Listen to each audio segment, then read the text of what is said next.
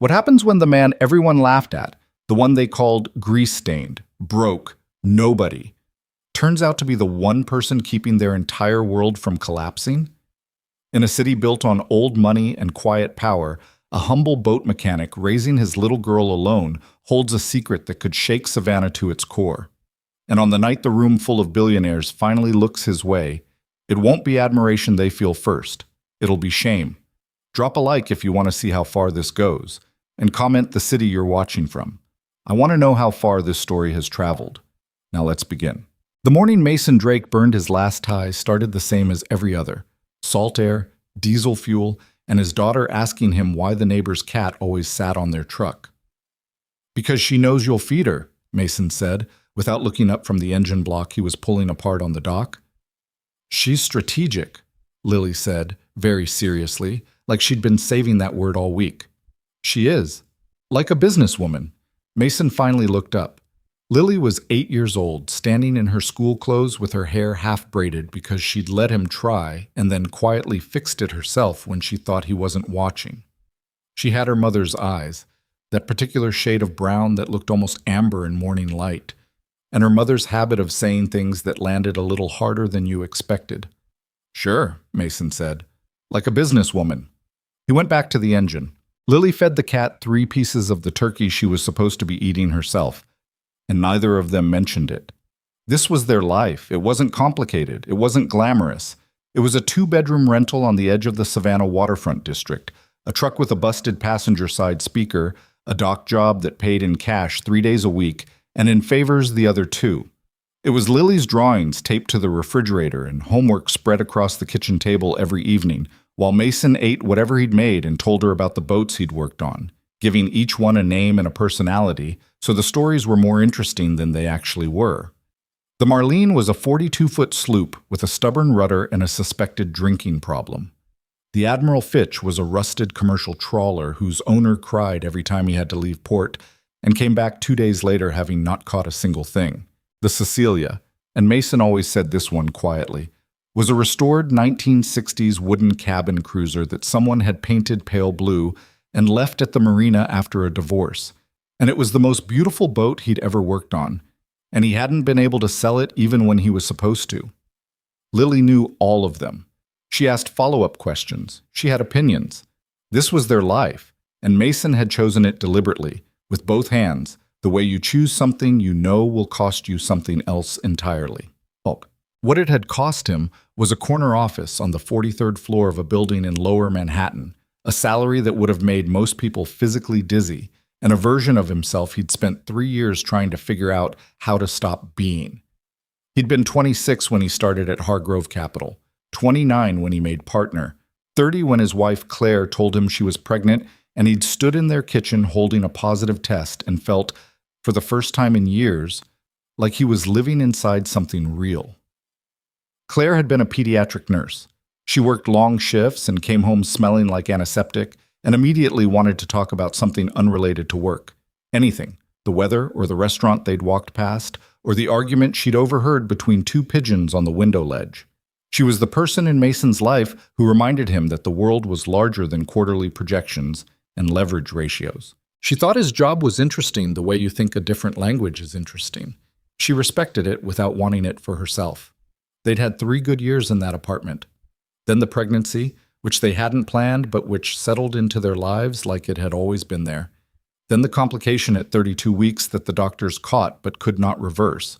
Then a delivery that went wrong in ways that Mason still couldn't fully articulate, even to himself.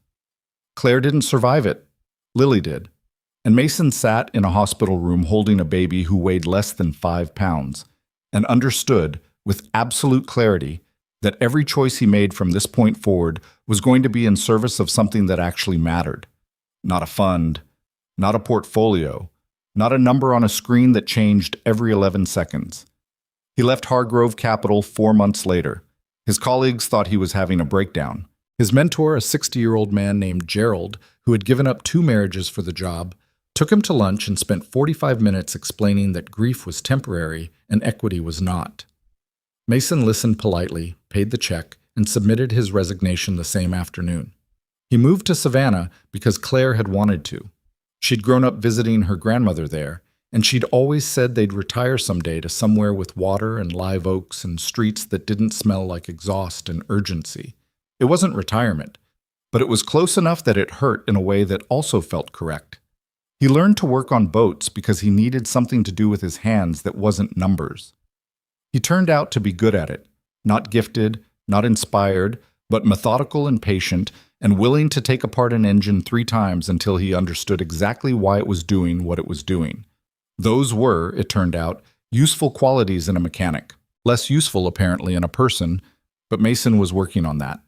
The dock job was real. The 2-bedroom rental was real. The truck with the busted speaker was real.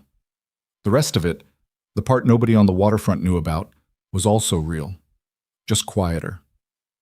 He still had access to the money. He'd liquidated most of his positions before leaving New York, invested conservatively, and generated returns that, compounding over 4 years, had grown into something substantial enough that Mason sometimes had to remind himself it wasn't abstract. It was real capital attached to his name, sitting in accounts that he never touched for himself. He didn't know exactly when the idea of the foundation had formed. It hadn't been a single moment. It had been more like a slow accretion. Reading about a shelter in Charleston that was closing for lack of funding, seeing a news segment about children aging out of foster care with no support system, thinking about Lily's face while she slept, and then thinking about children who didn't have what Lily had, which wasn't much, but was enough. The Drake Foundation didn't advertise. It didn't have a website. It had a lawyer in Atlanta named Martin Cho, who handled disbursements and kept meticulous records, and a protocol Mason had established from the start. The money went where it was needed. The name stayed off the documentation, and no one asked questions about the source. In 5 years, the foundation had distributed roughly $22 million to organizations working in child welfare, housing security, and women's emergency services across the Southeast. Mason tracked every dollar through Martin's monthly reports. He knew which shelters were expanding, which programs were struggling, which executive directors were doing the actual work versus the ones who were good at press releases. That was how he knew about the Sterling Foundation. Victoria Sterling's organization had come onto his radar 3 years earlier when Martin flagged it during one of their quarterly calls. "There's a nonprofit out of Savannah that I think warrants a closer look," Martin had said, with the careful neutrality he used when he was actually excited. Strong track record on children's services, transparent financials, at least the public ones, and a CEO who seems to be doing it for the right reasons. "What does the right reasons mean to you, Martin?" "She takes a salary below market rate, and she was photographed last spring painting walls at one of her own shelters." Mason had thought about that for a moment. "Okay," he said, "let's look." He'd done his own research before authorizing the first grant. Victoria Sterling had started her organization at 24 with seed money from a tech acquisition she'd made at 22. One of those stories that sounded improbable, but was, when you traced it back, simply the result of someone being very smart at exactly the right moment and then choosing to do something unusual with what that gave them. She hadn't gone back into tech. She hadn't bought a second home or a yacht or any of the other things people did when they landed money before they were 30. She'd incorporated a nonprofit and spent the next 6 years building it into one of the most effective children's welfare organizations in the region. She was, by most metrics, exactly what Mason's foundation was looking for. He'd authorized an initial grant of $400,000. Then another. Then, over 3 years, a cumulative transfer of just under $9 million, distributed across 14 of her organization's programs. Martin verified the fund usage quarterly. The numbers were consistently clean, until they weren't. Yashman. The discrepancy appeared in February, buried in a programmatic expenditure report for the 4th quarter. It wasn't large enough to be immediately obvious, but Mason almost missed it himself, and he'd been reading financial reports since he was 25. A variance of roughly $80,000 in a construction expenditure column attached to a shelter project in Brunswick that, according to the progress report, was 40% complete. Mason pulled up the prior quarter's report. The project had been listed at 40% complete in that one, too. He called Martin. "It might be a reporting lag," Martin said. "Construction schedules slip all the time." "Pull the vendor documentation." There was a pause. "Mason, I'm not accusing anyone of anything. I just want to see the vendor documentation. Martin pulled it. The vendor, a company called Hearthstone Construction Partners, had issued 2 invoices for work on the Brunswick site, totaling $160,000. Martin ran a basic background check on the company and called Mason back within 48 hours. Hearthstone Construction Partners was incorporated 18 months ago, Martin said. It has no employees on record, no physical address, and no contractor's license in the state of Georgia. Mason sat with that for a long moment. Outside his workshop window, a pelican was standing on a dock piling, absolutely still, watching the water with an expression that suggested it had seen worse. How many projects have received payments from Sterling's construction account in the last 2 years? Mason asked. Martin took 3 days to compile the answer. When he called back, his voice was careful in the way it got when he was delivering information he wished he didn't have. 11 separate projects, Martin said. 7 vendors that don't appear to exist as functioning entities. Total expenditure across those accounts. And Mason, this is preliminary, this needs a full forensic review. Preliminary figure is somewhere between $8 and $14 million. Mason didn't say anything for a moment. She doesn't know, he said. You can't know that from these numbers. She doesn't know, he said again. It wasn't a defense of Victoria Sterling. It was a read of the financial pattern. The fraud was too well layered, too distributed, too carefully placed within the normal noise of organizational spending to be something a CEO would sign off on openly. Whoever was doing this knew exactly which numbers got scrutinized and which ones didn't. They'd been doing it long enough to be confident. We need to find the person with access to those construction accounts, Mason said. That's not something I can do from Atlanta, Martin said. That requires someone on the ground. Mason looked out the window again. The pelican was gone. I know, he said. Just sit. He heard about the gala from Lily. This was not how he'd planned it. His plan had been to identify the right contact within Victoria Sterling's organization, establish a quiet channel through Martin, and route the investigation through intermediaries who could be trusted. He was not supposed to be anywhere near the Sterling Foundation or its events. That had been a rule since the beginning. The anonymity wasn't just preference, it was protection. For the foundation, for the programs, for the integrity of the giving itself. But Lily had a classmate named Sophie whose mother worked in catering, and Sophie had told Lily that her mom was doing the food for a big gala at the DeSoto Hotel downtown, and that there was going to be ice sculpture, and Lily had come home and announced this at dinner as though it were simply the most interesting news of the day, and Mason had said, and gone back to his food. 3 days later, he'd found the event listing on a local society page and stood in his kitchen reading it for a long time. The Sterling Foundation Annual Gala. The DeSoto Hotel, Savannah. 7 p.m. Victoria Sterling, founder and CEO, would be in attendance, so would Damian Reeves, Executive Vice President of Finance. Mason recognized the name immediately. He'd pulled Reeves's professional history 2 days earlier as part of the internal research, 12 years in nonprofit financial management, a spotless public record, references from 3 respected organizations, and access to every major financial system at Sterling. He was the most likely architect of the fraud. He was also the person Victoria Sterling trusted most to run her organization's money. Mason had not been planning to attend. He spent an evening considering it. Then he called Martin. I'm going to go look, he said. That's an extremely vague statement that could mean several things, Martin said, and I'm not sure I endorse any of them. I'm not going to do anything. I'm going to observe. You're going to attend a gala for a foundation you've been anonymously funding for 3 years in a city where you work as a boat mechanic without telling anyone who you are. Yes. A long pause. What are you going to wear? Mason thought about the gray suit in the back of his closet. He hadn't worn it in 4 years. He wasn't sure it still fit. I'll figure something out, he said. The DeSoto Hotel had been built in 1890 and renovated 4 times since, most recently by someone with a fondness for warm lighting and fresh flowers that cost more per arrangement than Mason made in a week at the dock. The main ballroom on the 2nd floor was the kind of room designed to make the people inside it feel like the important work was already done. High ceilings, chandeliers, round tables dressed in white linen, a stage at the far end where the speeches would happen. Mason arrived at 7:40, which was deliberately late enough to avoid the reception line, but early enough to watch the room before the formal program began.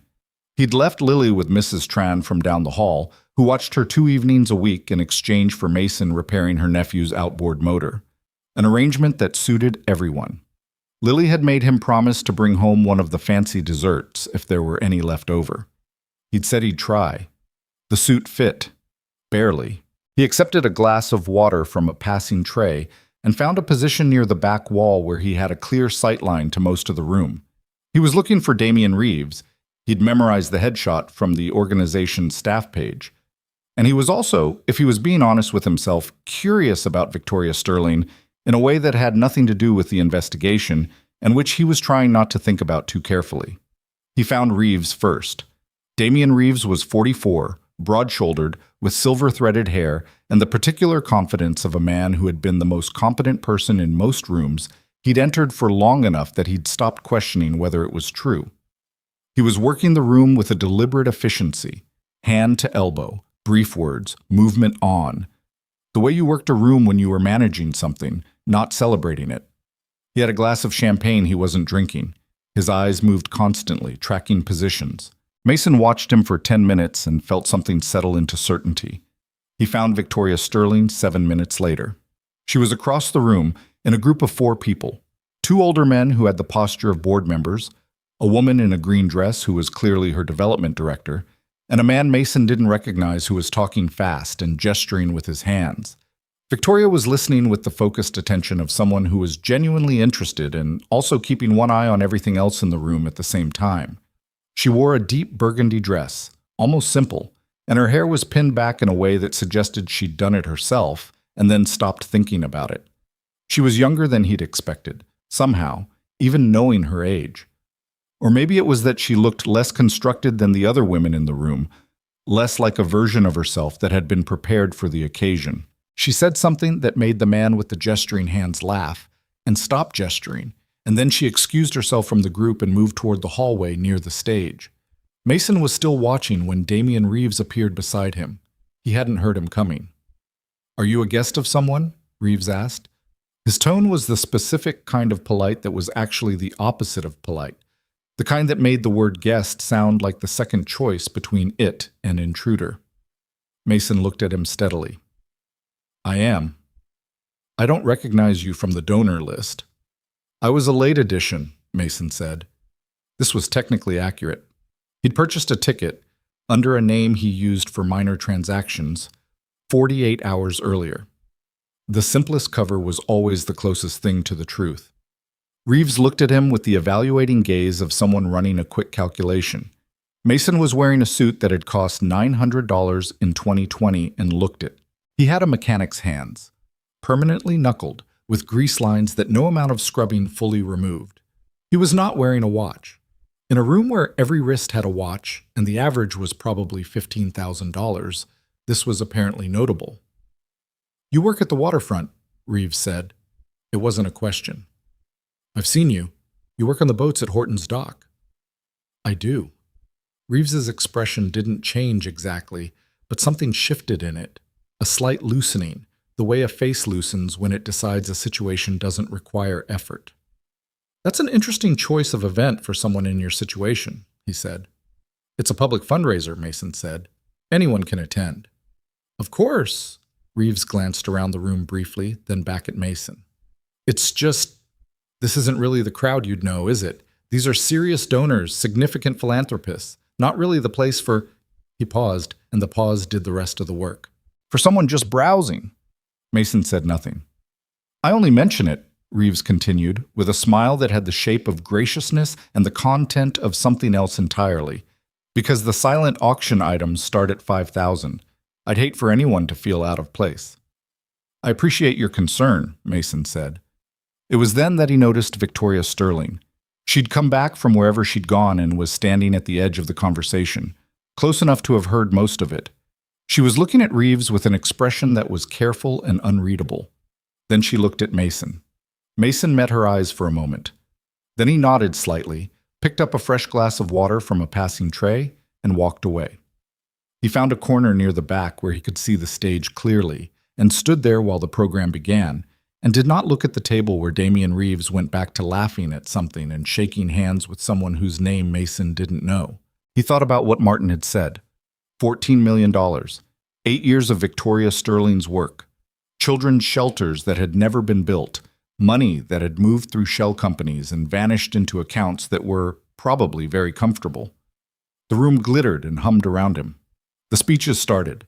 Someone praised the organization's 10-year impact. Someone else praised Victoria's vision. Damian Reeves was introduced as the operational backbone of the foundation and received generous applause.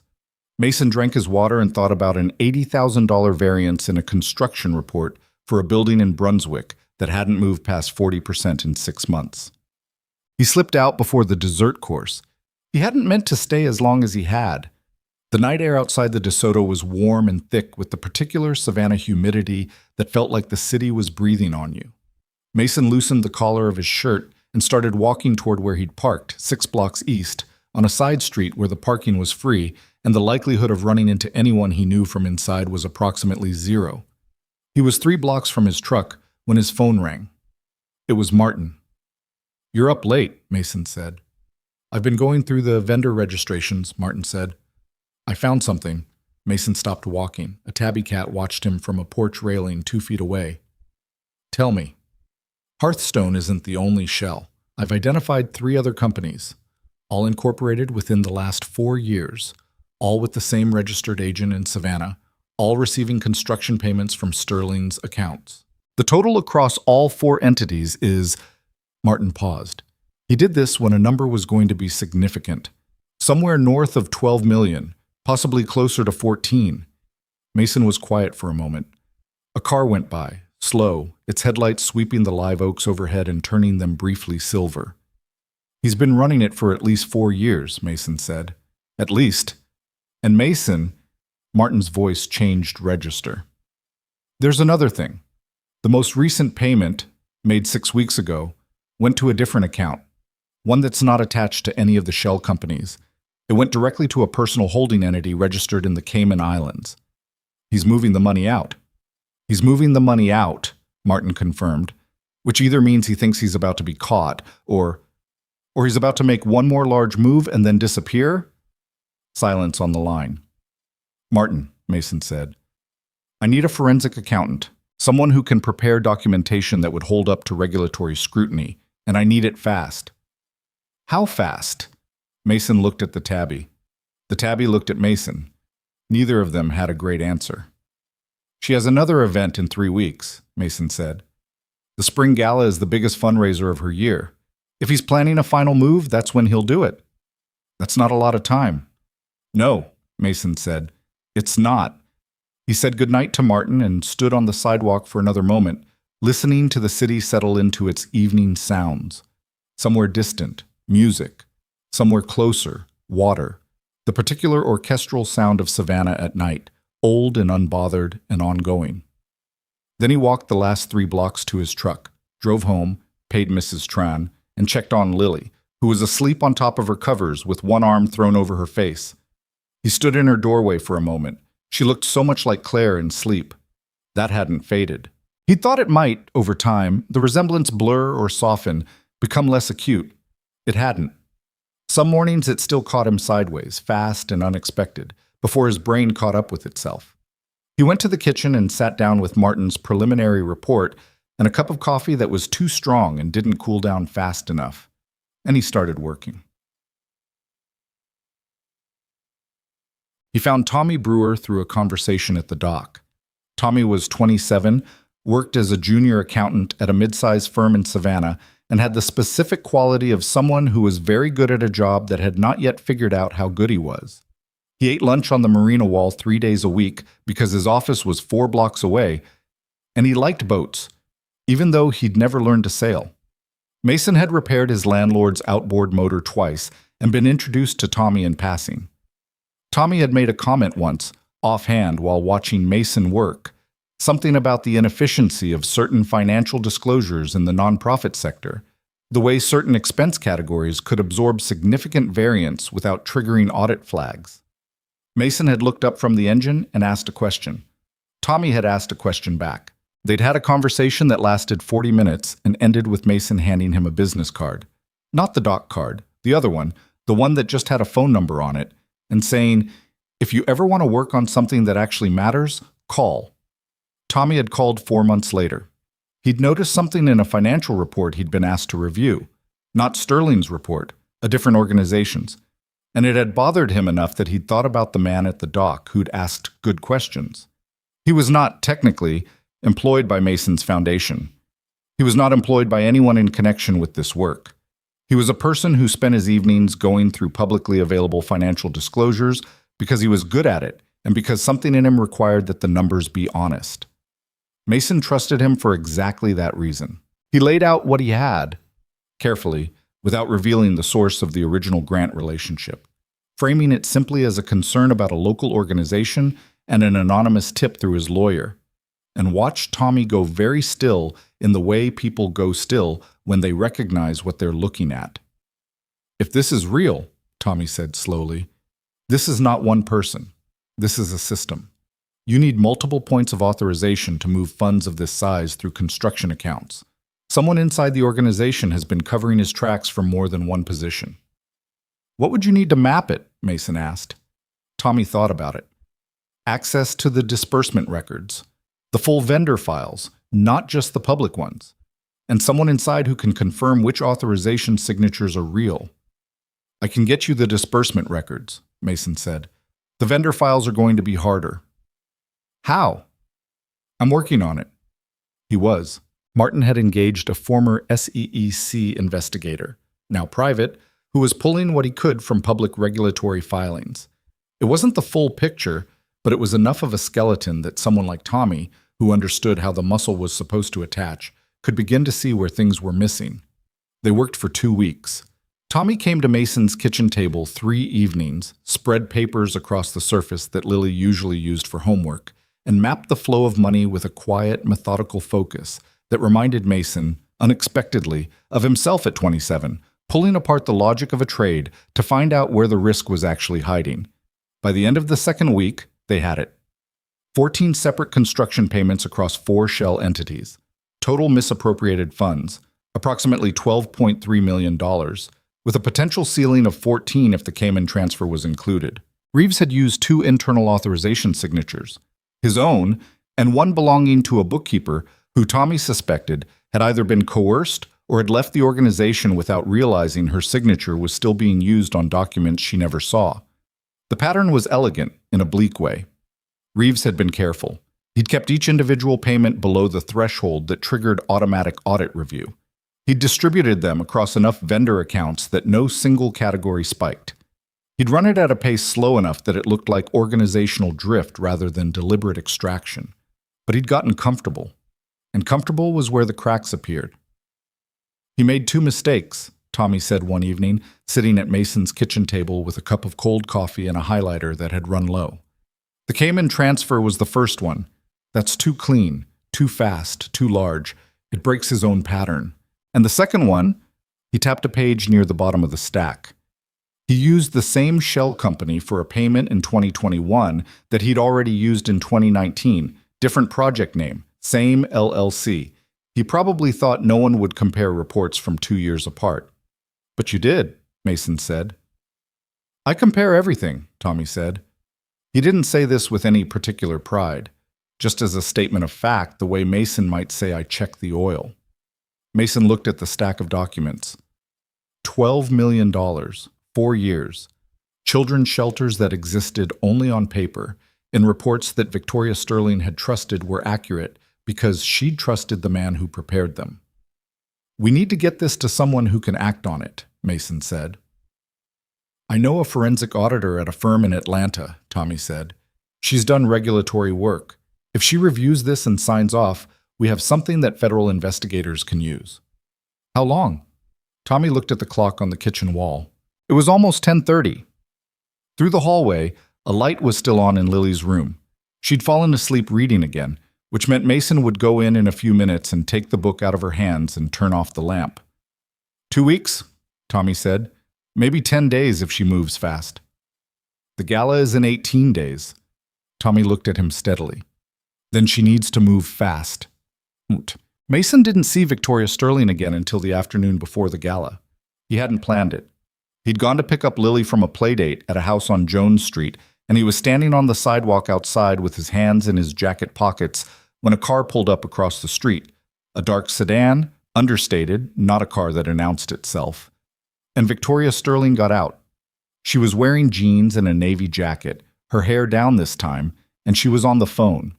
She crossed the street at an angle, still talking, and then she looked up because she was about to walk into him. She stopped. They were close enough that Mason could see the specific quality of her expression as she registered who he was. The gala, the hallway, the thing with Damian Reeves.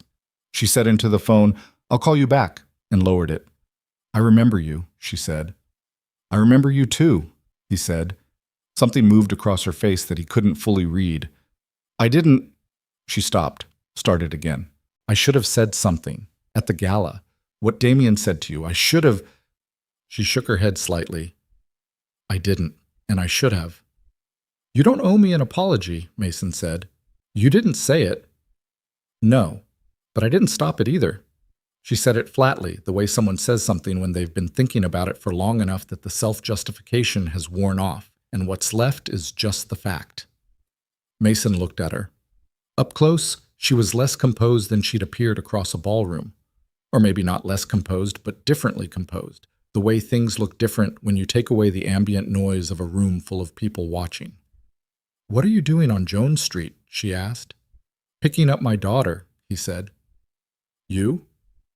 "There's a woman on this block who runs an after-school program out of her house. Informal thing, about 12 kids. We've been trying to find a way to formalize it, get her into a proper space, hire a second staff person." She glanced at the house across the street. "It's slow. Funding is complicated." Mason nodded. A door opened behind him and Lily appeared, still talking over her shoulder to her friend Sophie, then turning and stopping when she saw him. "Dad, hi. Did you meet the lady?"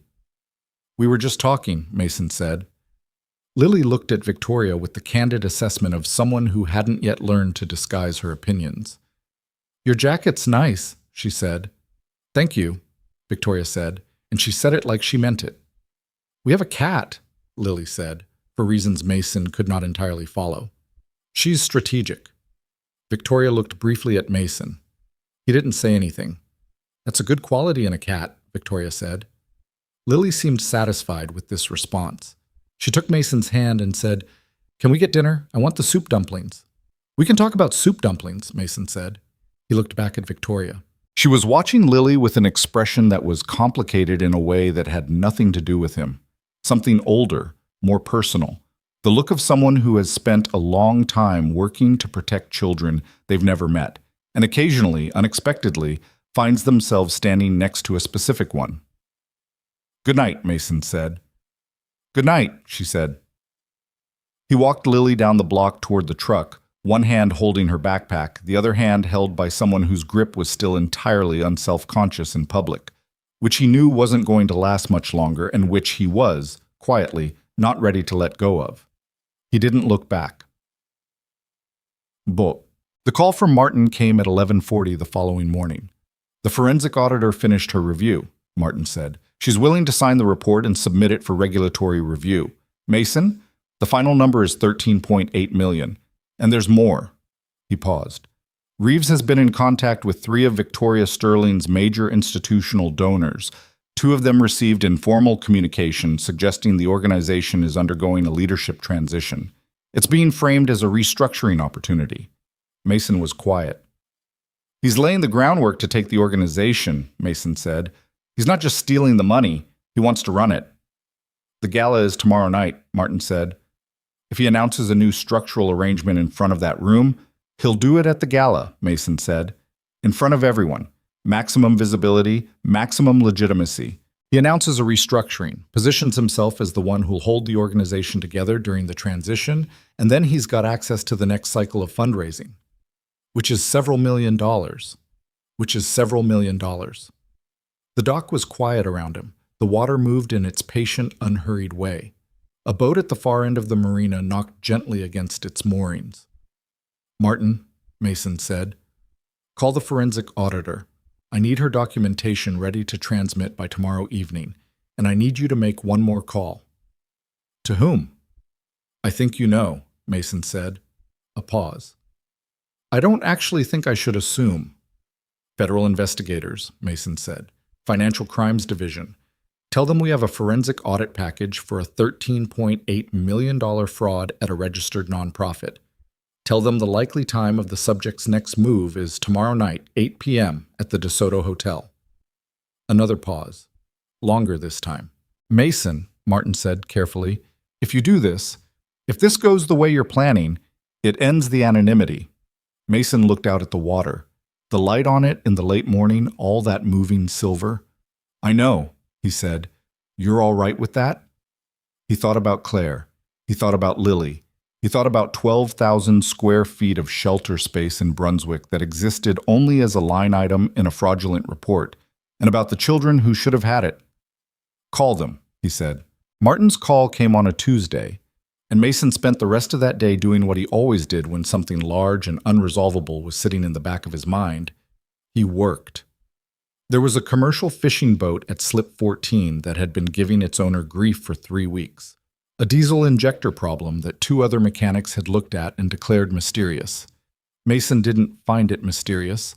He found it tedious, which was different, and he spent 6 hours on his back in the engine compartment with a flashlight and a patience that had been, over the last 4 years, deliberately cultivated in the same way you cultivate anything, by doing the thing repeatedly until the resistance inside you stops fighting it. The injector problem was a clogged fuel return line.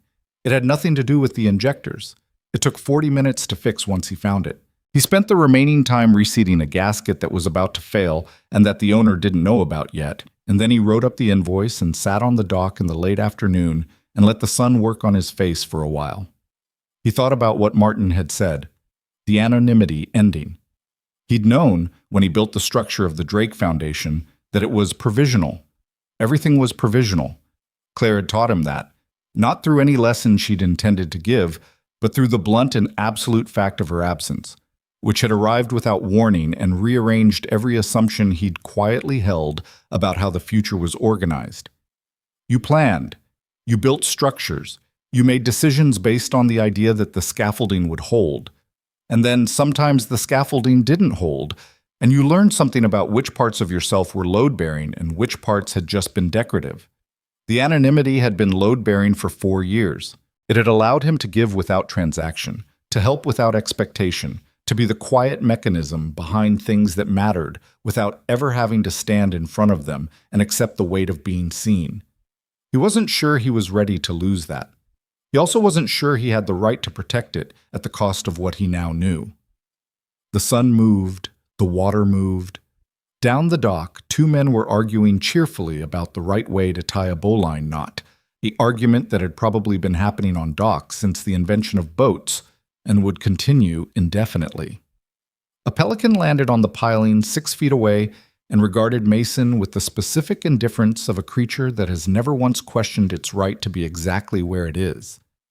Mason got up and went home to start dinner before Lily got off the school bus. She came in at 3:40 with a drawing she'd made in art class, a boat, blue, with a flag on it that appeared to be a cat, and 2 figures on the deck that Mason understood were supposed to be them. "The flag," he said.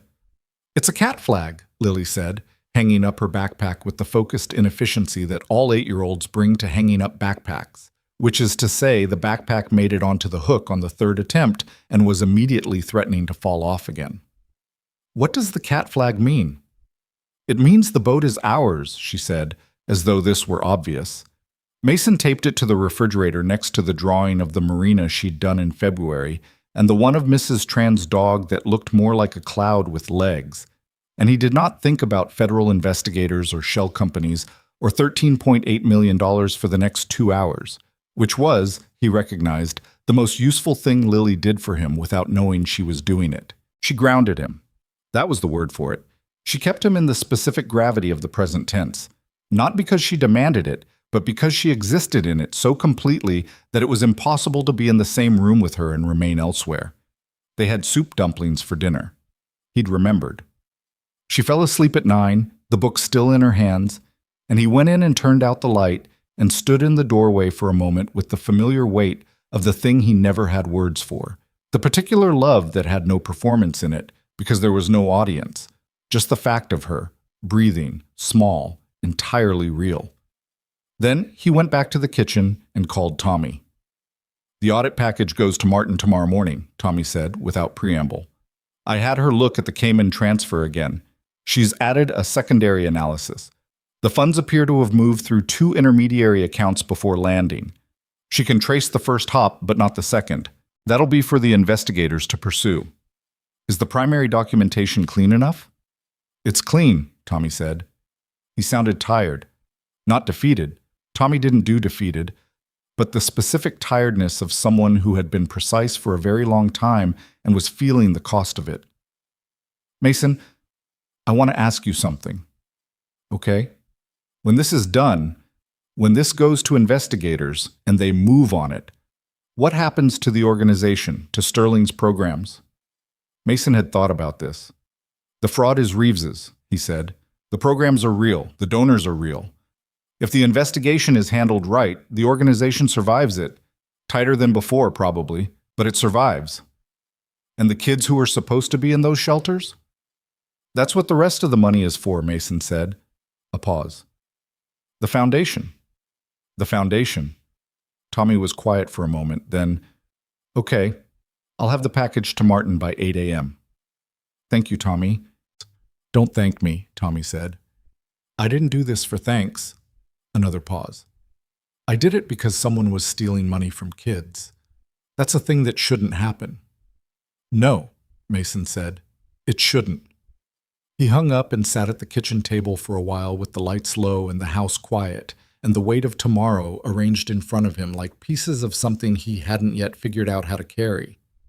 He wasn't afraid, exactly. It was something adjacent to fear. The awareness that a door was about to open that would not close again, that the quiet life he'd built on this waterfront, the dock job and the truck and the 2-bedroom rental and the version of himself that nobody looked too closely at, was about to become insufficient as a cover story. People would know. Some of them would be impressed. Some of them would be angry, in the particular way people get angry when they find out someone has been humble in front of them and didn't have to be. And some of them, the ones he thought about least and probably should think about more, would simply be confused because the Mason Drake they knew fixed boat engines and made soup dumplings and had a daughter who drew cat flags, and that Mason Drake was true, and the other one was also true. And people generally found it uncomfortable when both things were true at the same time. He thought for a moment about Victoria Sterling's face on the sidewalk on Jones Street, the way she'd looked at Lily, the way she'd said I should have said something, flat and honest, with the self-justification already worn off.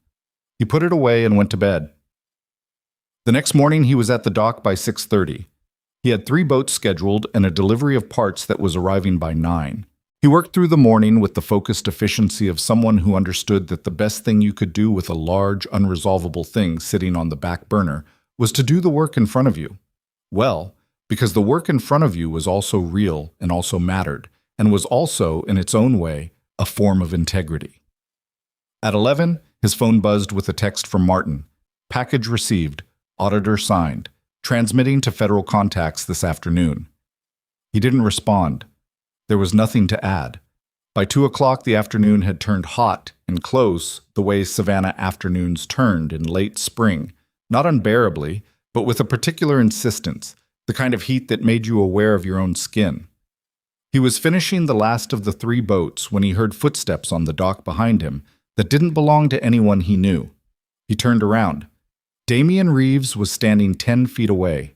He was dressed casually, slacks, a light jacket, and he was alone, which meant either he was very confident or very stupid, and Mason, from everything he'd seen, did not think Damian Reeves was stupid. "Thought I'd find you here," Reeves said. Mason set down the wrench he was holding, slowly. "How can I help you?"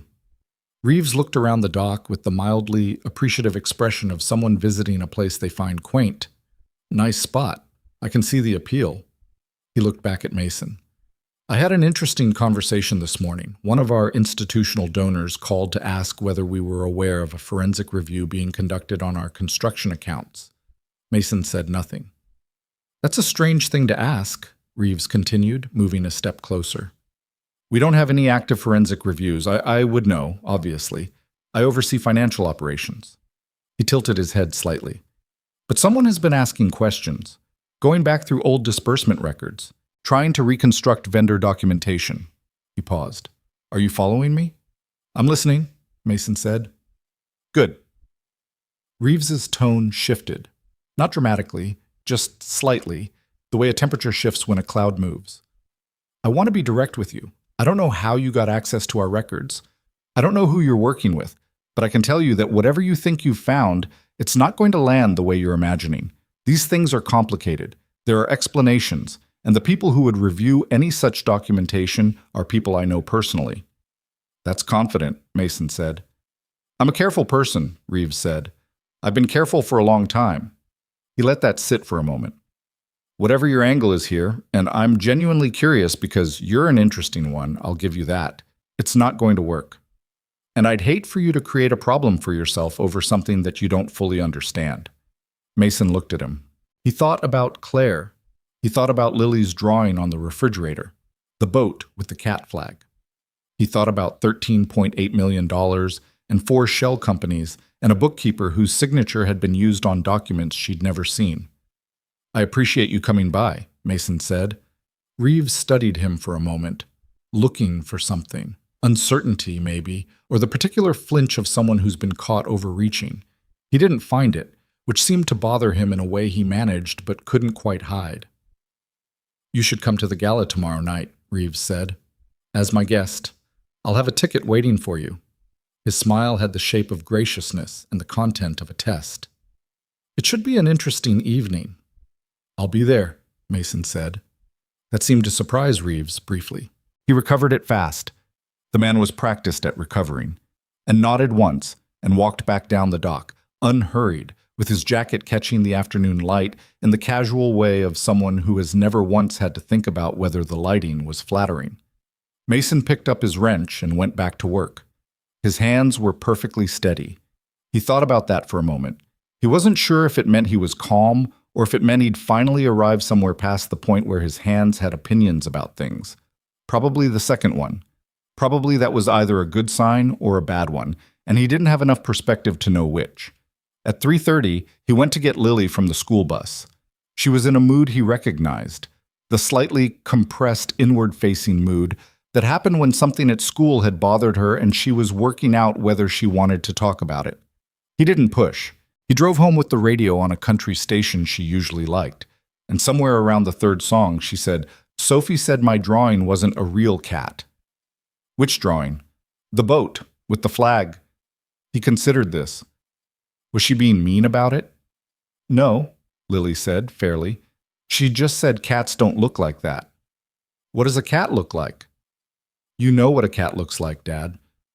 I know what a real cat looks like, Mason said. Your drawing is a flag. Flag cats look different. Lily thought about this with the seriousness she applied to most things. That's a good point, she said. She seemed better after that. They got home and she started her homework at the kitchen table while he changed out of his work clothes and stood in his bedroom for a moment, looking at the gray suit hanging on the back of the closet door.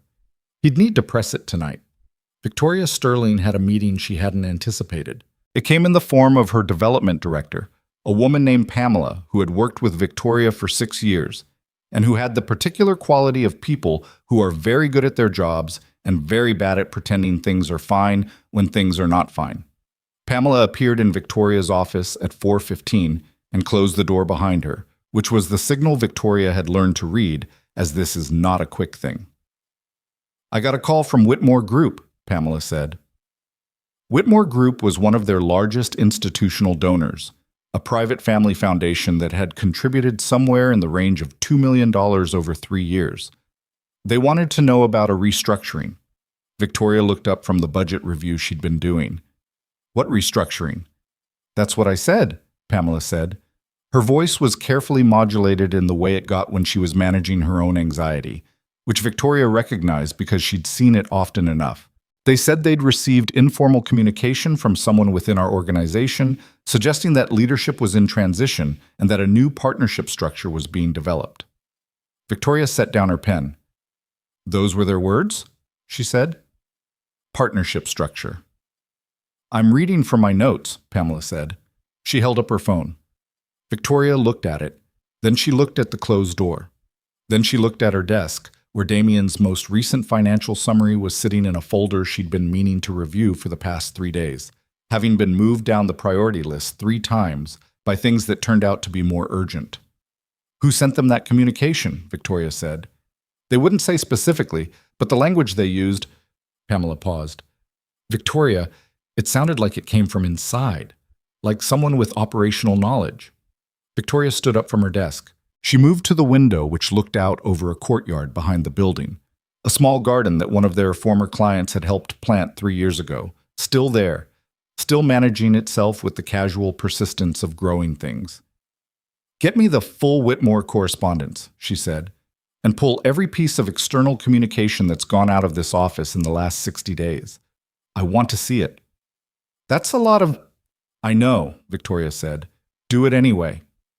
Pamela left. Victoria stood at the window for another moment. She'd built this organization from a single idea in a rented room when she was 24 years old. She'd spent 6 years making sure every dollar went where it was supposed to go. Every program was evaluated honestly. Every decision was made in service of the people the organization existed for. She wasn't naive. She knew nonprofits failed, knew they got corrupted, knew that good intentions and poor oversight was its own kind of negligence. She'd worked hard to avoid that. But oversight had a limit. There were things you could verify externally and things you had to trust internally, and Damien had been internal for 8 years. He'd been there since the 2nd year, when she was still figuring out what she was doing, and he'd been competent and dependable and organized in ways that had made the organization's growth possible. She'd trusted him because she'd watched him work, and the work had appeared for years, to be honest. Appeared. She pressed her hands flat on the windowsill and thought about the man at the gala. The one Damien had gone after with that careful, deliberate rudeness. The one who'd stood there without flinching and walked away with something in his posture that she hadn't been able to stop thinking about. She'd asked around after the gala, the way you ask around in a city where everyone knows the waterfront. Mason Drake, boat mechanic. Horton's Marina, single father. Quiet, people said. Good at his job. Kept to himself. She'd thought about him on Jones Street. The way he'd looked at her when she apologized. Not with magnanimity or performance, but with a straightforwardness that had left her slightly off balance. She wasn't used to people who didn't want anything from the interaction. And she thought about his daughter, Lily, the small, serious girl who had informed her without prompting that their cat was strategic. She didn't know why she kept thinking about them. Probably she did know and wasn't ready to say it to herself yet. She moved back to her desk and opened Damien's financial summary and began reading it for the first time with the kind of attention she should have been paying to it all along. It looked fine. That was the problem. It looked exactly fine. She got home at 8 that evening. She lived alone in a house in the Ardsley Park neighborhood. Too big, she'd always thought, for one person. But she'd bought it because it had a guest room she'd earmarked for her youngest sister and a kitchen she actually wanted to cook in. And she'd been right about the kitchen and wrong about her sister, who had moved to Portland instead. And the guest room was currently being used to store boxes she hadn't unpacked in 2 years.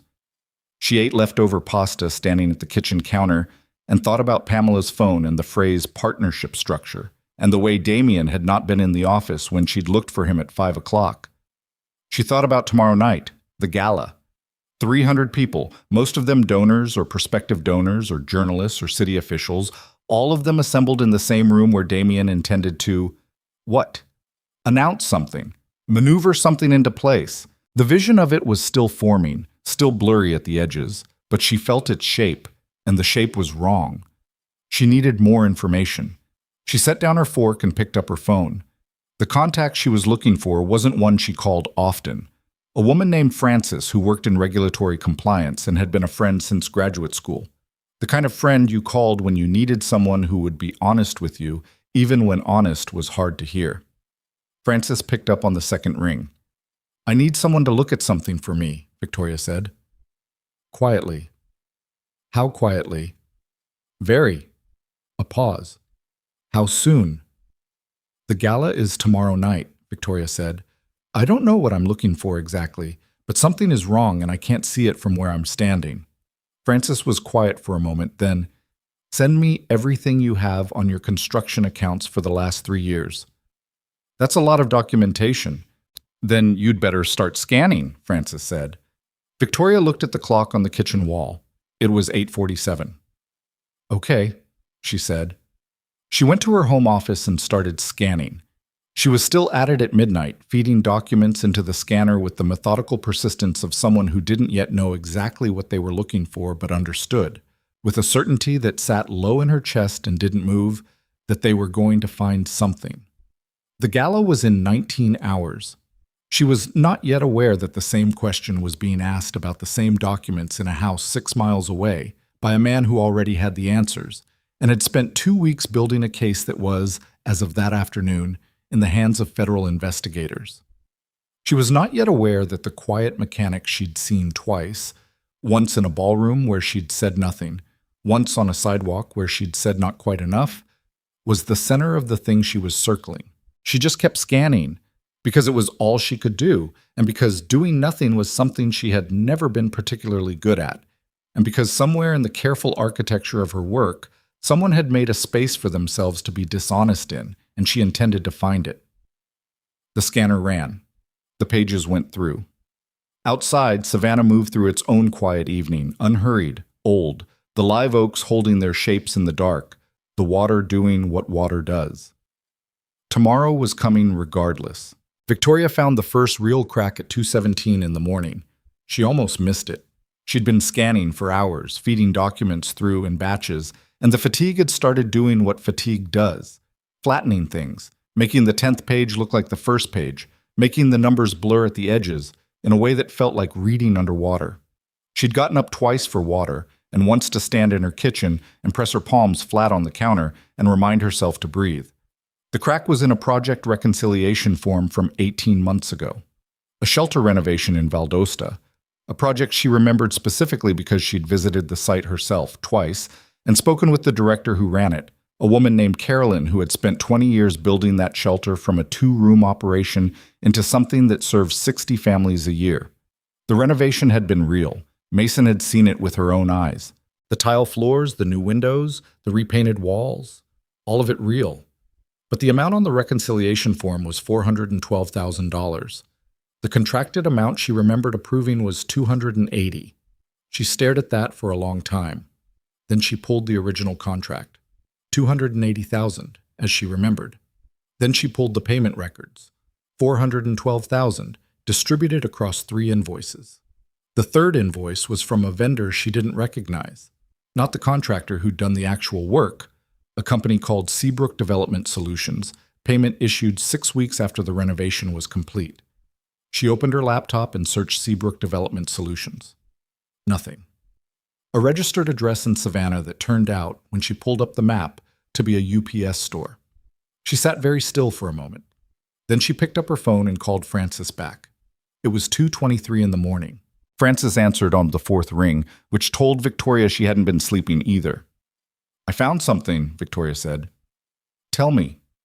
She told her about Seabrook, about the invoice, about the gap between the contracted amount and what had actually been paid. While she was talking, she was pulling more files, cross-referencing vendor names the way she should have been doing all along, the way she'd trusted someone else to do all along. How many projects do you have active construction accounts on? Francis asked. In the last 3 years? 11? Pull the reconciliation form on every one of them tonight, Francis said. Look for vendors that were added after the primary contractor completed work. Look for payment dates that don't correspond to project timelines. And Victoria, her voice shifted. Don't talk to anyone on your staff until you've done this. Not tonight, not tomorrow morning. You think it's internal. Well, I think if you found one invoice from a ghost company at 2 in the morning while exhausted, there's probably more than one invoice. And the person who processed those invoices either knows about it or was too close to it to be objective right now. Victoria looked at the folder on her desk. Damien's name was on the tab. She'd written it there herself, 2 years ago, during a reorganization of the filing system. His handwriting was neat. She'd always thought that about him. The neatness of his work, how clean everything looked when Damien handled it. "Okay," she said. "I'll call you at 6. She hung up and pulled the next reconciliation form. By 4 in the morning, she had found 3 more Seabrook invoices and 2 payments to a company called Brightwater Capital Consulting that didn't exist in any business registry she could access. Total gap between approved contracts and actual disbursements, somewhere above 800,000, and she was only 5 projects into the 11. She made coffee she didn't drink and kept going. The sun came up and found her at her desk with her jacket still on, surrounded by paper, with a yellow legal pad where she'd been writing numbers and columns the way she'd learned to do in college when the spreadsheet felt too clinical and she needed to see the shape of something with her own hand. The shape of this was ugly. She sat with it for a while. Not falling apart. That wasn't Victoria's way. Or at least it wasn't her daytime way. The falling apart happened privately, in installments, usually in the car where she could be alone with it for the length of a drive, and then put it away before she had to be anything for anyone. But she sat with the specific feeling of having trusted someone for 8 years, having relied on their competence and their apparent integrity, having given them access to the financial machinery of everything she'd built, and finding out, at 4 in the morning in her home office, that the access had been used for something that had nothing to do with the work. She thought about the children's shelter in Brunswick, the one that should have been finished 8 months ago. She'd visited the site last fall, a half-framed structure, paused, the director apologetic about delays, a contractor she now suspected had never been real, a project that existed in the reports as 40% complete and in reality as a concrete slab and a pile of lumber going gray in the Georgia weather. She thought about the families who were supposed to be in that building. Then she stopped sitting with it and started making a list. Her phone rang at 8:47. She didn't recognize the number, but the area code was Atlanta, and she'd been half expecting a call from someone she didn't know, so she answered. "Ms. Sterling," said a woman's voice, professional and unhurried. "My name is Agent Carla Deming. I'm with the Financial Crimes Unit of the FBI Field Office in Atlanta. I'm calling because we received documentation last night that relates to your organization's financial accounts. I'd like to speak with you this morning if you're available." Victoria looked at her legal pad, at the columns of numbers in her own handwriting. "Yes," she said, "I'm available. Are you familiar with the name Mason Drake?" Victoria was quiet for a moment. "I've met him," she said. Agent Deming's voice didn't change register. "We received a forensic audit package last night through an attorney named Martin Cho, representing an organization called the Drake Foundation. The package documents a systematic financial fraud within your organization spanning approximately 4 years and totaling in excess of $13 million. The audit was compiled in cooperation with a forensic accountant and verified by a licensed forensic auditor." A pause. "Ms. Sterling, I'd like to ask you a few questions about your Executive Vice President of Finance." Victoria set down her pen. "I have some questions about him myself," she said. They talked for 40 minutes. Victoria told the agent what she'd found during the night. The ghost vendors, the inflated invoices, the gap amounts. Agent Deming listened with the focused, minimal response attention of someone who was learning things that confirmed rather than surprised, and occasionally asked questions so specific that they told Victoria exactly how detailed the documentation in the audit package already was. At the end of the call, Agent Deming said, "We're aware that your organization has a fundraising event tonight." "The Spring Gala," Victoria said, 7 p.m. at the DeSoto. "We'd like to handle this in a way that minimizes disruption to your organization and your donors. We'll have personnel present tonight. I want to be direct with you about what we're planning, but I need to ask you, are you willing to cooperate with the timing of our response?" Victoria looked at her window. The Ardsley Park neighborhood was going about its morning outside. A dog walker, a car backing out of a driveway, a kid on a bicycle taking the corner too fast and correcting at the last second. "What do you need from me?" Victoria said. Agent Deming told her. When the call ended, Victoria sat for another moment, and then she picked up her phone and called Mason Drake. He answered on the second ring. "You could have told me," she said. Not angry, or not only angry. There was something else in it that she wasn't sure she had a word for yet. A short silence on his end. "I wasn't sure how," he said. "That's not good enough." "No," he said. It's not. She appreciated that he didn't try to justify it. She wasn't sure what she would have done if he had. The FBI called me, she said. I know. Martin called me first. How long have you known about Damien? Definitively, 3 weeks. The first red flag was about 8 weeks ago. She processed that. And the foundation, the Drake Foundation. Another pause.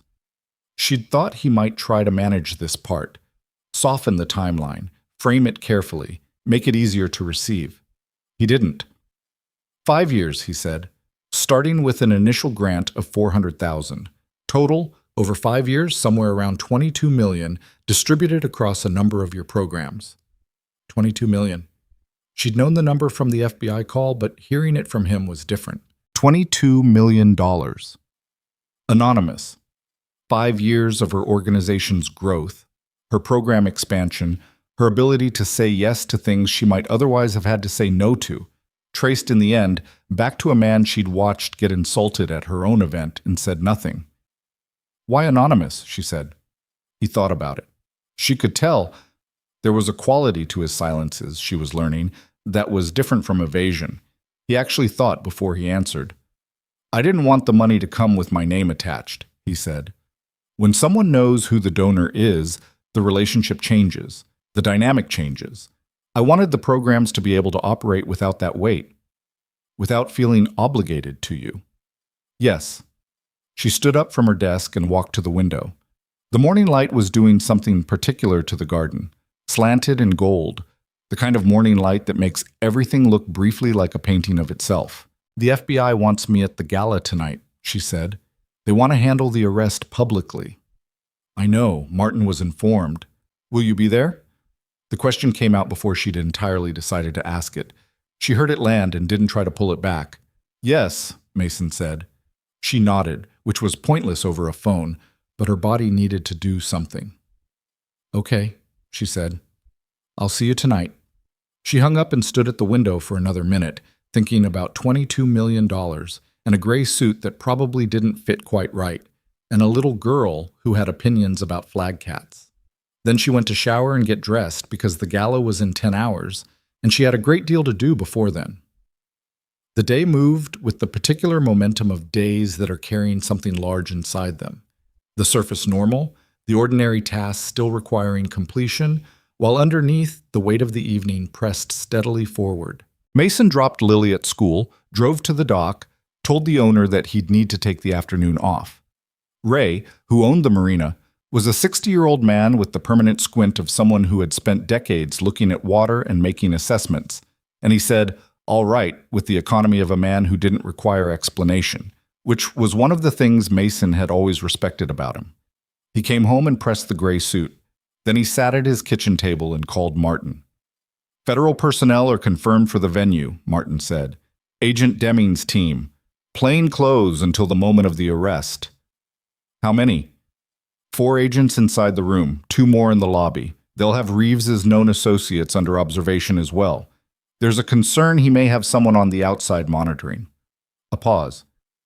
Mason, I want to make sure you've thought about the exposure tonight. When Victoria speaks, I've thought about it. It's going to change things.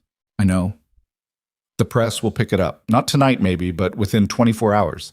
The anonymous donor behind the Sterling Foundation's growth for 5 years turns out to be a boat mechanic on the Savannah waterfront.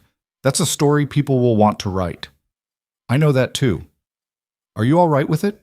Mason looked at Lily's drawing on the refrigerator. The boat, the cat flag, the 2 figures on the deck. I'm not all right or not all right, he said. It's just what it is now.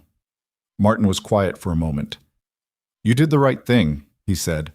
It wasn't something Martin said often, which was why it meant something when he did. Not yet, Mason said.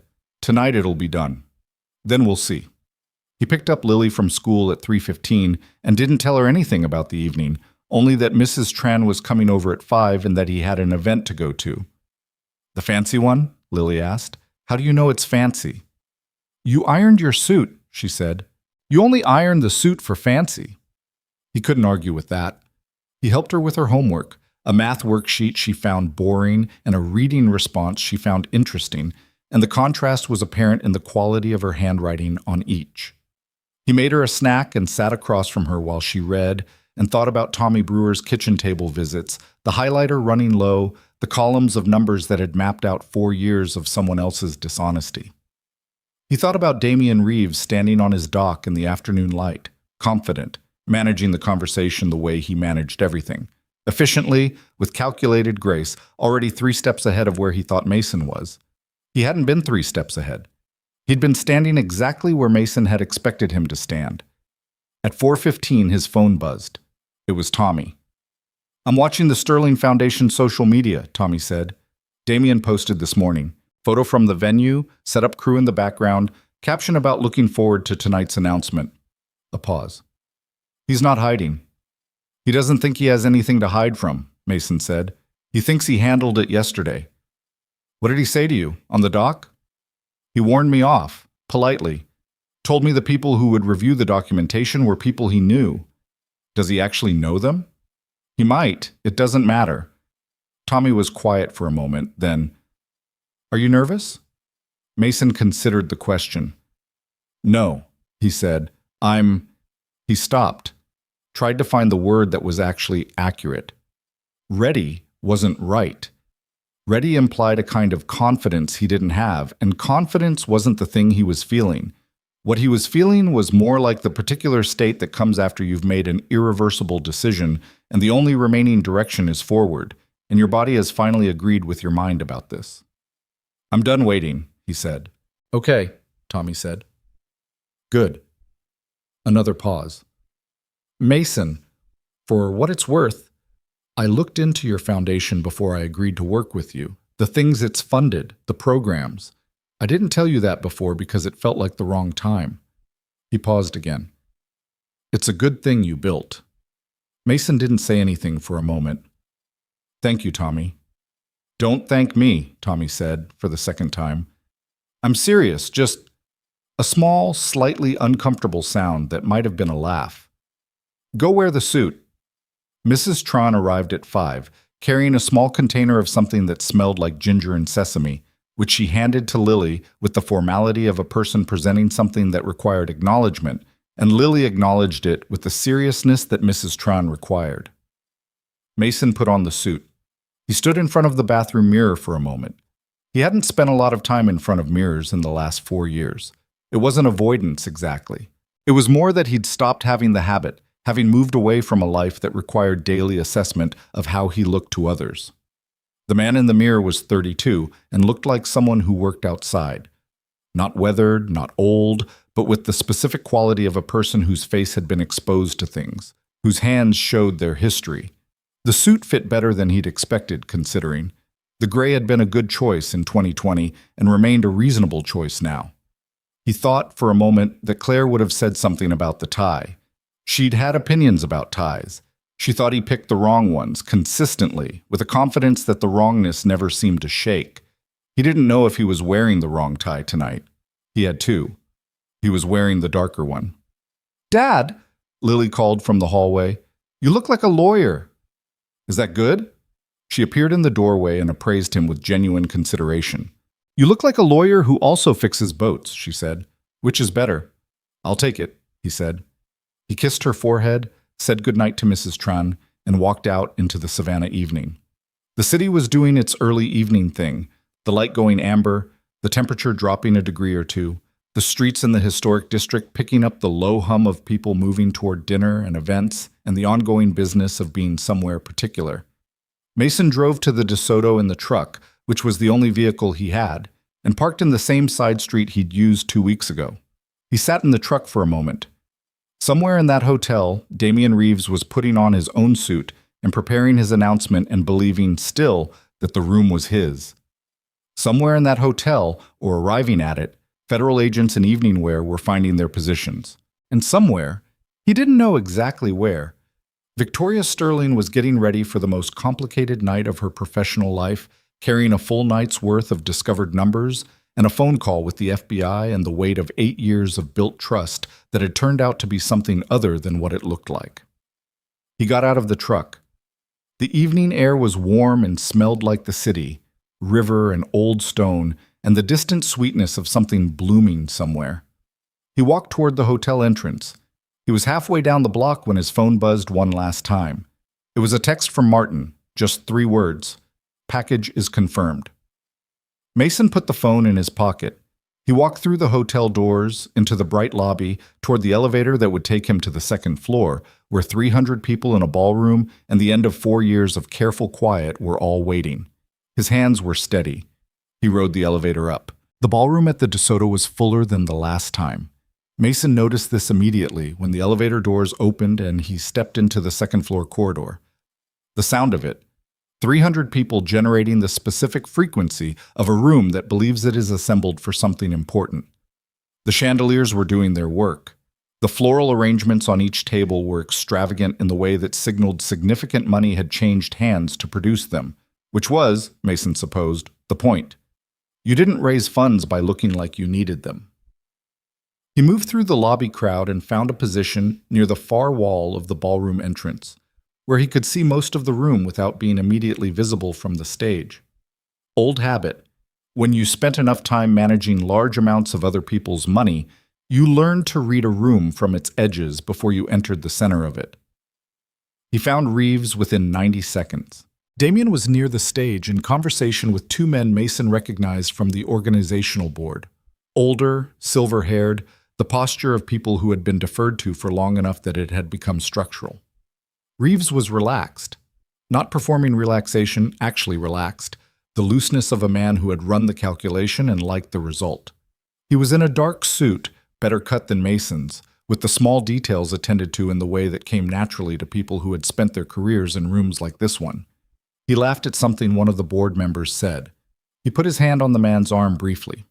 The gesture of someone who understands that physical contact, used correctly, registers as warmth and confidence simultaneously. He hadn't seen Mason yet.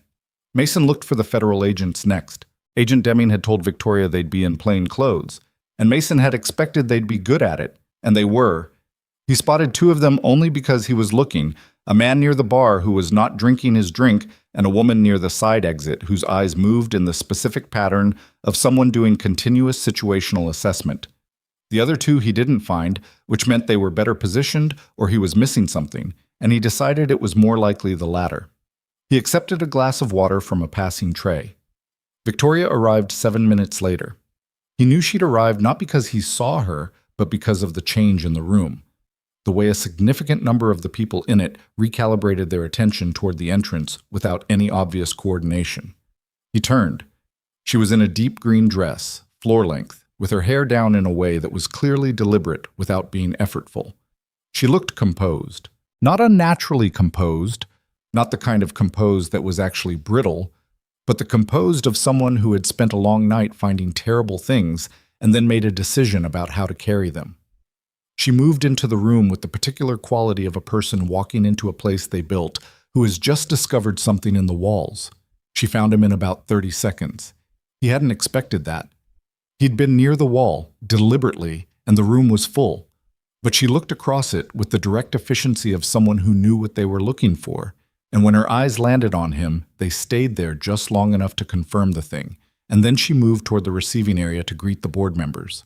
She didn't come to him. She didn't need to. Not yet.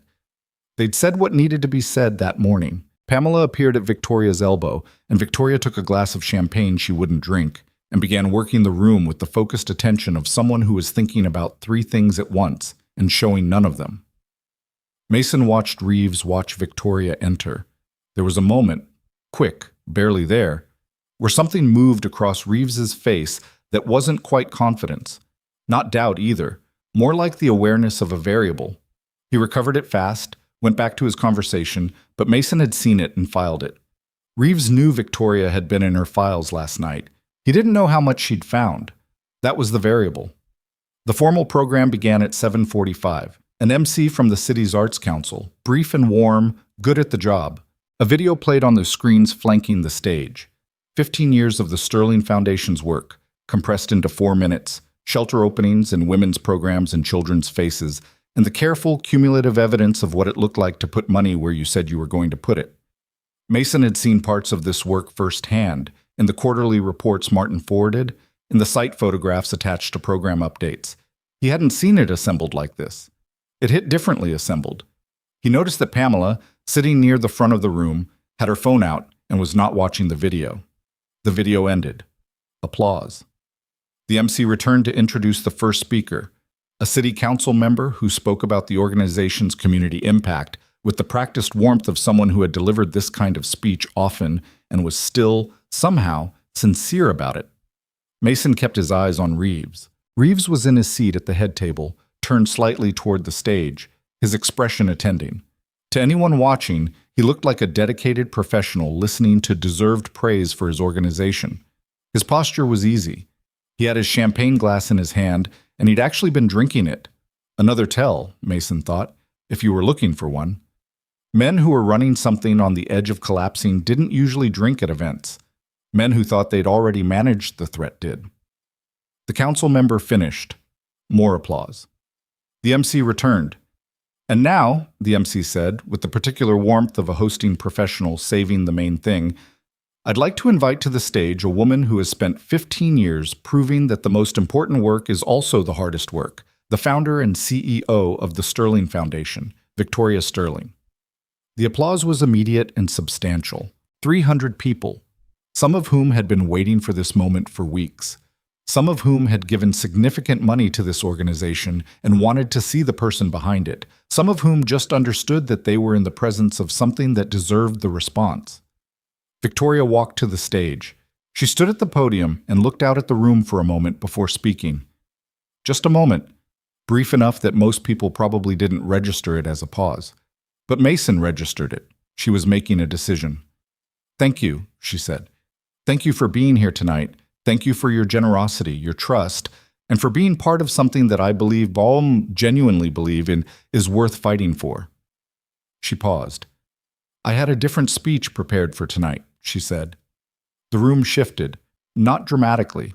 A slight change in the quality of attention, the way a room shifts when it realizes the script has changed. I was going to talk about our growth over the past year, our program expansion, our plans for the next phase of shelter construction. I was going to thank our staff and our board and our donors by name. She looked at the room steadily.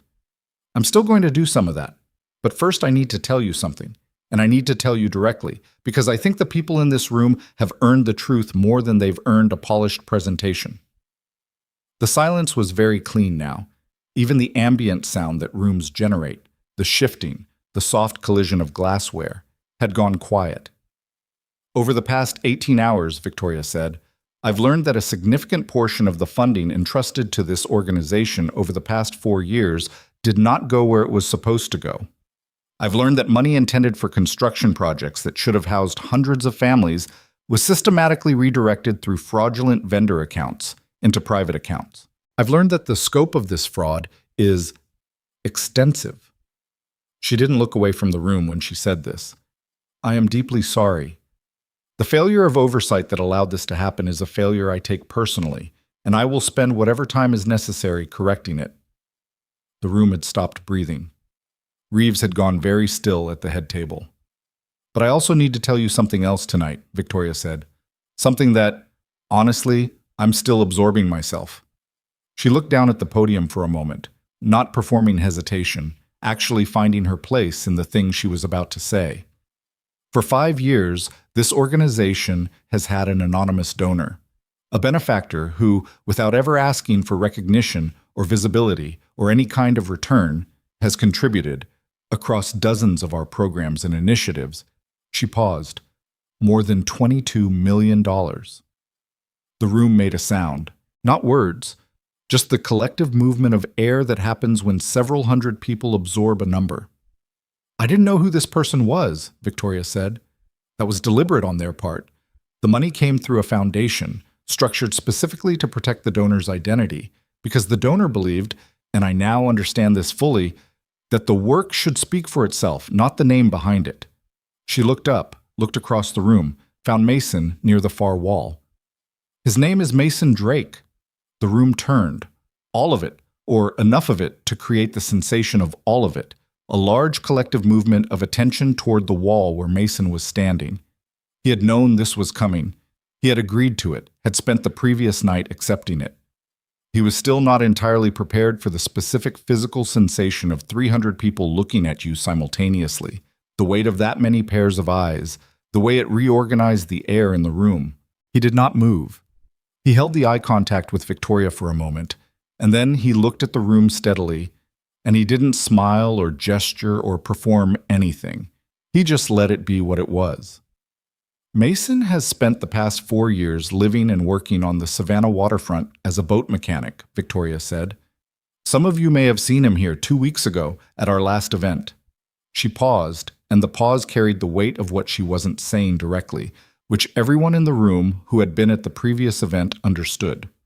He was not treated the way a person should be treated, and the irony of that, the specific irony, is something I'll be thinking about for a long time.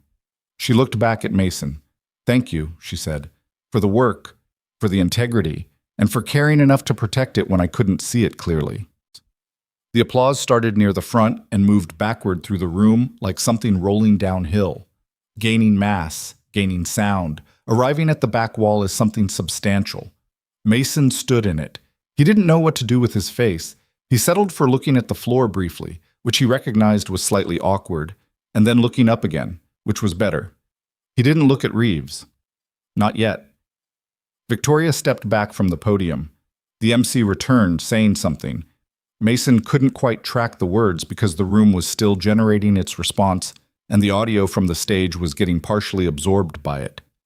And then Reeves stood up. It happened quickly. Reeves moved from his chair to the stage with the smooth efficiency of someone who had always had access to the stage and intended to use that access now, before the room's attention could settle into something he couldn't manage. He put his hand briefly on the MC's shoulder, the same gesture he'd used with the board member, the one that registered as warm and confident, and the MC stepped aside because Damian Reeves was the EVP of Finance, and he often spoke at these events, and the MC had not been briefed on what was about to happen.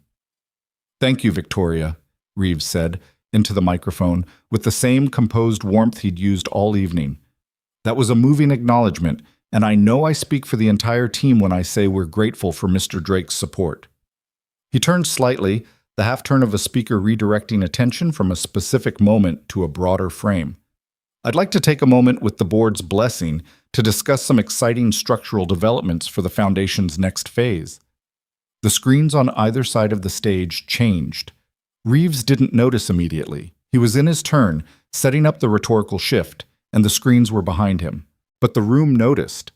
The room saw the screens go from the Sterling Foundation's logo to a document, dense, formatted, financial, with a title across the top that read, Forensic Audit Report, Sterling Foundation, Financial Fraud Investigation. The first page was a summary table, 14 fraudulent vendor entities, 4-year timeline, total misappropriated funds, $13,847,200. The second page was a transaction log, dates, amounts, account numbers, the column at the far right labeled Recipient Entity, with the names of the shell companies listed one by one below it. Hearthstone Construction Partners, Seabrook Development Solutions, Brightwater Capital Consulting. The third page was a wire transfer record. One transfer, $2.1 million, to an account in the Cayman Islands attached to a personal holding entity. The holding entity's listed director, Damian R. Reeves. The room was absolutely still. Reeves had turned. He was looking at the screen. His face had gone through something. Mason couldn't see it clearly from across the room, but the posture told enough. The posture of a man watching a structure he has spent years building become transparent all at once. He turned back to the microphone. He didn't say anything for a moment. Then he said very quietly, "This is being taken out of context." And then the doors at the back of the ballroom opened. Agent Deming came in first, which Mason hadn't expected. He'd expected the agents who'd been in the room to move on Reeves, but Deming had positioned herself at the back entrance specifically for this, and she walked into the room with the particular quality of a federal agent who has done this before and is not in a hurry, which was somehow more alarming than haste would have been. The two agents who had been in the room moved toward the stage from opposite sides simultaneously. Reeves saw them. He took one step back from the podium.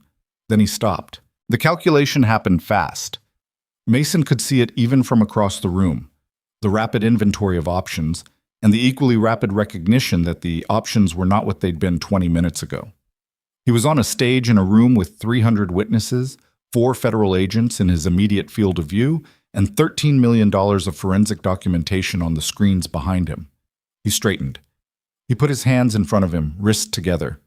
It was not, Mason thought, what you'd call a dignified moment, but it had a kind of clarity to it. The clarity of a thing that has been complicated for a very long time becoming, at last, simple. Agent Deming reached the stage. "Damian Reeves," she said.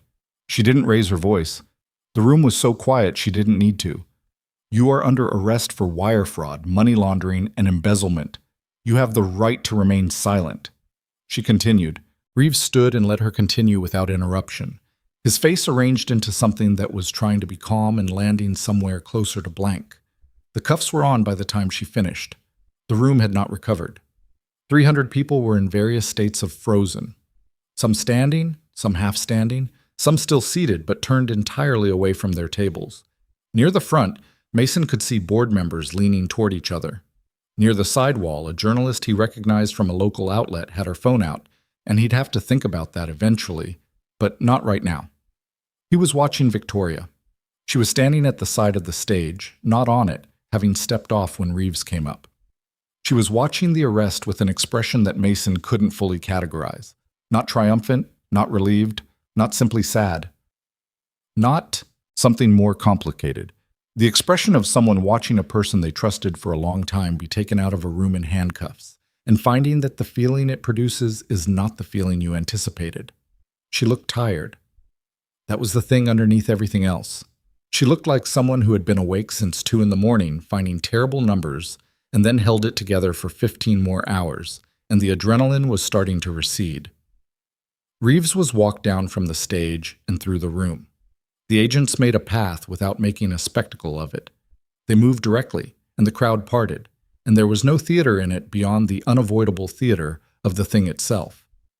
Reeves did not look at Mason as he passed, or if he did, Mason didn't catch it. He was looking at the exit. The room started generating sound again, the particular sound of 300 people processing something simultaneously, which was not a quiet sound. Mason moved through it toward the stage. Victoria saw him coming. She watched him cross the room, not with impatience, not with any particular readable expression, just with the steady attention of someone who has been waiting for a thing to arrive and is now watching it arrive. He stopped a few feet from her. "Are you all right?" he said. She looked at him for a moment. "I don't know yet," she said. I'm going to say yes and see how it holds up." "That's reasonable." "Is it?" She said it without edge, genuinely asking. "It's how most people manage the next hour after something like this," he said. She nodded slowly. Around them, the room was beginning to reorganize. Some people moving toward the exits, some staying, the board members making their way toward Victoria with the urgent collective motion of people who needed to do something and hadn't decided what yet. "Why didn't you tell me?" she said. Not for the first time, she'd asked this morning, and he'd given her an answer, and she was asking again, which meant the answer this morning hadn't been sufficient, which was fair. "Because the money wasn't supposed to be about me," he said, and because... He stopped, found the other part of it, the part he hadn't said this morning. "I wasn't sure I wanted to be known. Not here. Not in this life." She looked at him. "Why not?" He thought about Lily's drawing on the refrigerator, the boat with the cat flag, the version of his life that was real and small and specifically his, that he'd built out of a decision made in a hospital room when everything else was ash. "Because the life I have here is enough," he said. It's... He shook his head slightly. "It took me a long time to build something that felt like enough. I didn't want to complicate it." Victoria was quiet for a moment. The board members were 30 feet away and closing. "I need to go talk to them," she said. "I know. Mason." She said his name with a precision that suggested she'd been deciding whether to say what came next. The things you funded, the Brunswick shelter, the programs in Valdosta, in Macon, in Charleston, all of it. She looked at him directly. "I want you to know I understand what that was, what it costs to give that way." She paused. I don't have words for it yet, but I wanted to say that. He nodded. He didn't have words for it either, which was partly why he'd spent 5 years doing it quietly instead. The board members arrived. Victoria turned to meet them, and the conversation that followed was the beginning of something long and complicated: accountability, restructuring, legal exposure, press management, donor relations. The full weight of an organization's crisis descending at once. Mason watched her step into it, watched her straighten her spine slightly, not with performance, but with the physical adjustment of someone picking up something heavy and redistributing the load. She was good at it. He'd always understood that from the reports and the numbers. Seeing it up close was different. He stepped away, gave the conversation space. Pamela appeared at his elbow. She had her tablet in her hands and the expression of someone who had been waiting a long time to be useful. "Mr. Drake," she said, "I've been asked to coordinate with your attorney regarding the documentation transfer and the communication to our major donors. Can I get contact information for Martin Cho?" "I'll text it to you," he said. She handed him her phone with her contact pulled up. He typed in Martin's number and handed it back. "The Brunswick project," he said. "The shelter. What's the status of the site?" Pamela blinked. "The construction's been halted for 8 months. The contractor who did the preliminary work, the real contractor, is still technically under contract, but the payment processing was frozen when we couldn't reconcile the account." She paused. "It's a concrete foundation and framing, structurally sound from what the site engineer said." 8 months behind, Mason said. "At least." He looked at the room. The chandeliers were still doing their work. The flowers were still extravagant. Someone had, at some point, turned off the screens displaying the audit documents, but not before every journalist in the room had photographed them. "Tell the contractor," Mason said, "that payment processing will resume by end of week. Tell them we want the project completed on the original timeline, plus whatever contingency they need for the delay." Pamela stared at him. Yes. Okay, I'll need it in writing from your attorney. Martin will send it tomorrow morning." He looked at her. "The families who were supposed to be in that building, is there a list? Names, current situations?" "There's a wait list," Pamela said carefully. 63 families. Most of them are in temporary housing. Some of them have been on the list for over a year. Mason nodded. 63 families. A year on a list, waiting for a building that existed as a concrete slab because someone had been clever about which numbers got looked at. "Make sure the site manager has everything they need," he said. "I'll be in touch with Martin about the funding." Pamela was writing in her tablet now. "Of course." She paused. "Mr. Drake, for what it's worth." She stopped. "You don't need to," he said. "I know," she said. "I'm going to anyway. What you did, the way you did it, it's saved this organization. And I know that's not why you did it, which is exactly the point." She looked up from the tablet. "So, thank you." He didn't say you're welcome. He wasn't sure that fit. He said, "Just get that building finished." And she nodded and moved away with the focused efficiency of someone who finally had something concrete to do with their hands.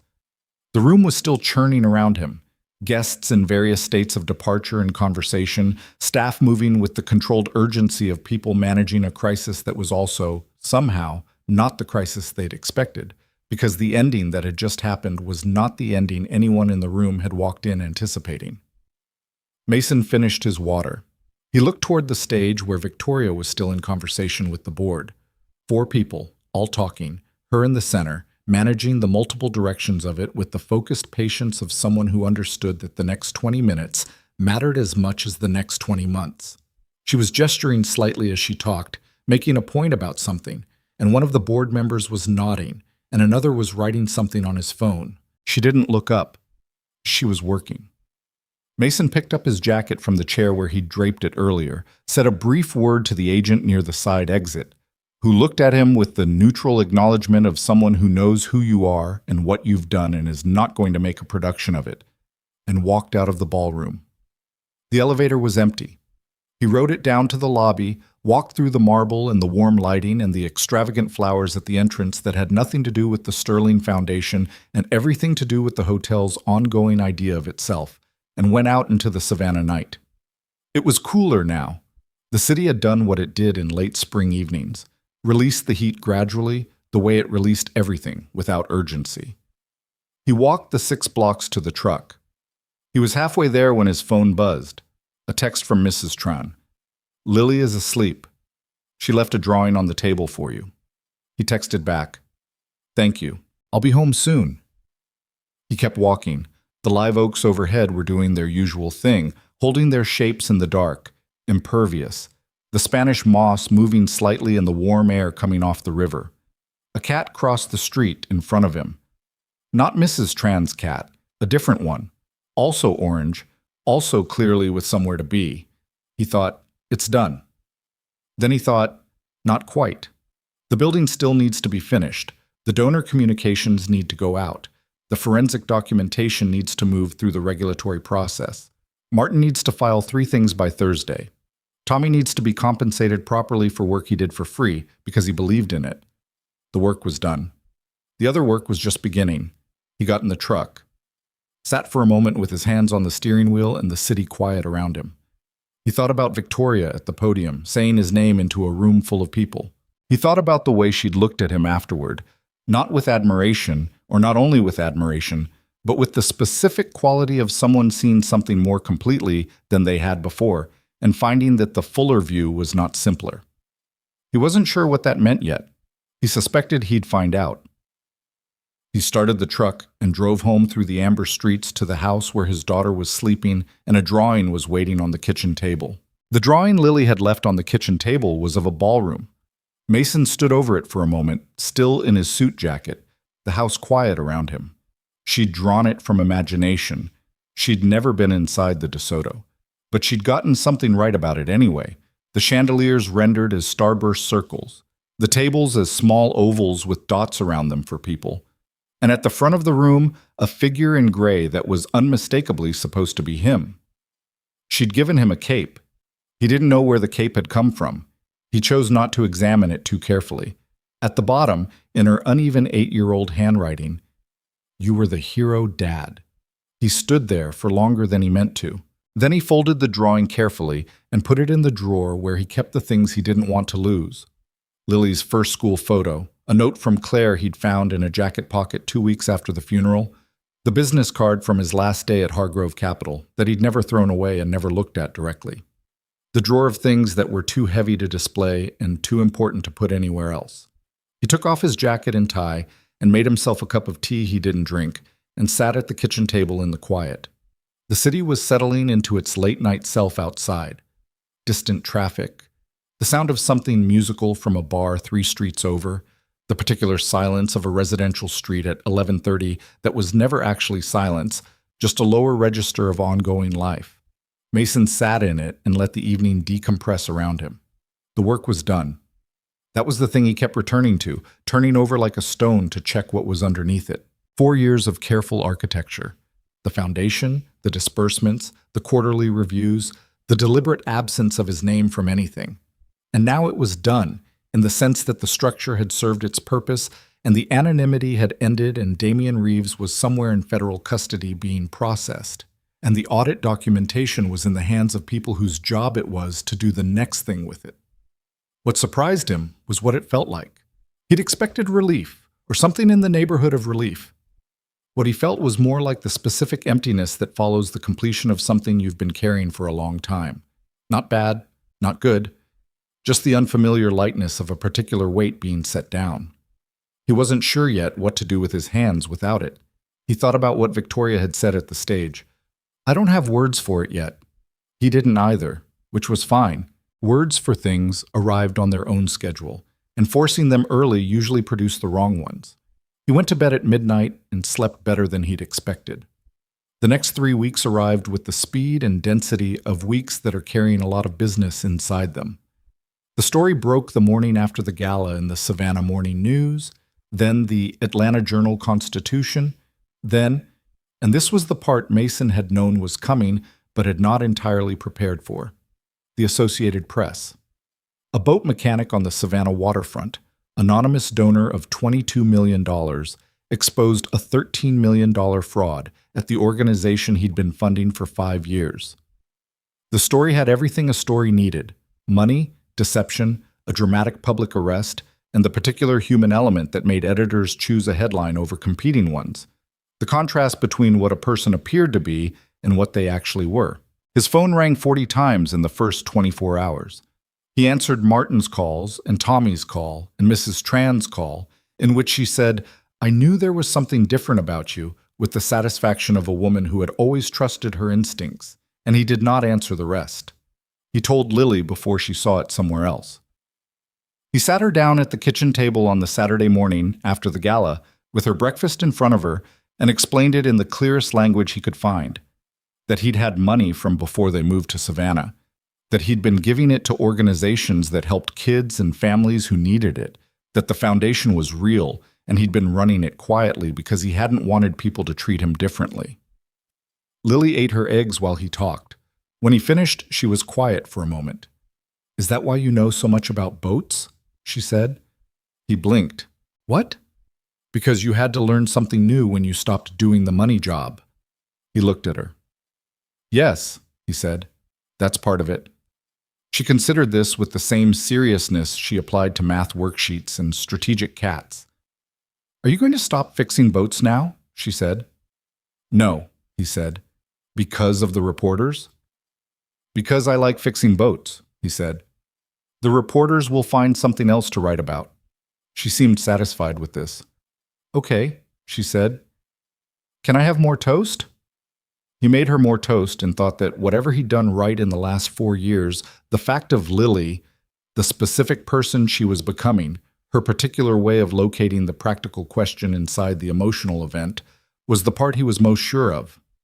Ray, at the marina, said 3 words when Mason came in the Monday after the story ran. He was standing at the end of the dock with his coffee, looking at the water, and he turned when he heard Mason's footsteps. "Figured it was something," Ray said. "You figured what was something?" "You." Ray turned back to the water. "Too careful, too patient. Nobody's that patient with a diesel injector unless they've been patient with something harder." He drank his coffee. "Boat's ready at slip 9, the Marlene. Rudder's giving trouble again." Mason picked up his tools. "Ray," he said. "Yeah." "Thanks for not asking." Ray looked at him sideways. "You were fixing the boats fine," he said. "Didn't need your whole life story to know that." Mason went to work on the Marlene. The federal case moved with the particular momentum of federal cases. Slower than a news cycle, faster than most people expected when they hadn't been through one. The indictment came down on a Thursday, 3 weeks after the arrest. 14 counts: wire fraud, money laundering, embezzlement, and 2 counts of filing false organizational reports with the state. Reeves's attorney, a man from Atlanta whose firm specialized in white-collar defense, made the standard noises about context and complexity and the presumption of innocence. The court set a trial date for the following spring.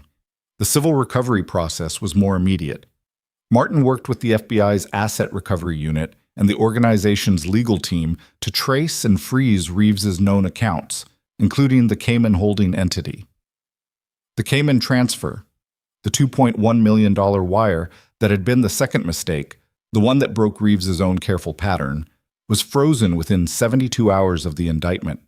The domestic assets recovered in the first month totaled just under $8 million. $8 million of the 13.8. The remaining 5.8 was the harder question. Some of it had moved through the shell companies into accounts that were now untraceable, or traceable only at the end of a long investigative process that would outlast the news cycle by years. Martin was honest with Mason about this. "You may never get all of it back," he said.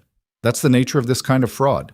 The structure is designed specifically so that the last layer is difficult to reach." "I know," Mason said. "The $8 million plus what the organization can fundraise in the recovery period, it should be enough to complete the priority construction projects. Brunswick, the Macon expansion, the Transitional Housing Initiative in Charleston." "What's the timeline on Brunswick?" "Contractor says 16 weeks from restart, assuming weather cooperates. Call it 18 to be safe." Mason did the math. 18 weeks was late fall. The 63 families on the wait list had been waiting over a year already. 18 more weeks was not nothing. "Tell them to hire whatever additional crew they need to compress the timeline," Mason said. "I'll authorize the cost overage." Martin paused. That'll be significant. The labor, tell them, Mason said. Martin told them. The contractor, a man named Gerald Hatch, who had done the preliminary framing and then sat on a halted project for 8 months without understanding why, called Mason directly to confirm. He had the voice of a man who built things and found the inactivity of the halt deeply offensive on a professional level. 12 weeks, Gerald said. If I can bring in 2 additional crews and push the interior finish schedule, I can do 12. 12 weeks, Mason said. Do it. The phone call with Gerald lasted 6 minutes and contained more emotional weight, on both ends, than either of them acknowledged directly, which was exactly how Mason preferred it. Tommy Brewer quit his job at the accounting firm 5 weeks after the gala. Mason heard about it from Tommy directly, over the phone, on a Thursday evening. There was a quality to Tommy's voice that Mason recognized as someone who had been working up to saying something for a while and had finally decided to say it. I've been offered a position, Tommy said, with a nonprofit financial oversight organization. They do forensic reviews of charitable organizations, identify systemic vulnerabilities, help boards set up better internal controls. They saw the coverage of the Sterling case and reached out. A pause. It pays about 60% of what I was making. Are you going to take it? I already took it, Tommy said. I'm telling you because... He stopped. Started again. I wanted you to know that what we did, the 2 weeks at your kitchen table, the spreadsheets, all of it, it's the most useful thing I've done professionally, and I wanted to say that without it being weird. It's not weird, Mason said. Good. Another pause. Also, I think you should know, the forensic auditor I worked with, Dr. Reyes, she's writing up the methodology we used as a case study for professional training purposes. With names changed. I told her that was fine from my end. I didn't know if... That's fine, Mason said. If it helps someone catch the next one faster, do it. Okay. Tommy's voice settled into something quieter. How are you doing? With the... all of it. Mason thought about the question honestly. I'm all right, he said. It's a lot of noise right now. It'll quiet down. The press stuff? The press stuff, the calls, people treating me differently. He paused. A woman at the school pickup lane told me I was an inspiration last week. I didn't know what to do with that. What did you do? I said thank you and went to find Lily. Tommy made a sound that was close to a laugh. That tracks, he said. Mason, for whatever it's worth, I don't think you're an inspiration. I think you're just someone who paid attention to what mattered. Most people don't. You did. That's a smaller and more accurate thing than inspiration. Mason sat with that for a moment. I'll take the smaller and more accurate thing, he said. Yeah, Tommy said. I thought you would. Victoria called him for the first time on her own terms. Not about the investigation, not about the legal process, not about the donor communications. On a Sunday morning, 5 weeks after the gala. Mason was on the dock, not working, just sitting with coffee in the early light, which was something he did some Sunday mornings when Lily slept in and the marina was quiet and the world hadn't started demanding things of anyone yet. Are you busy? She said. No. Can I ask you something that isn't about the foundation? He looked at the water. The light was doing its early morning thing, low and amber, making the river look briefly like it was made of something other than water. Yes, he said. Why boats? She said. You could have done anything.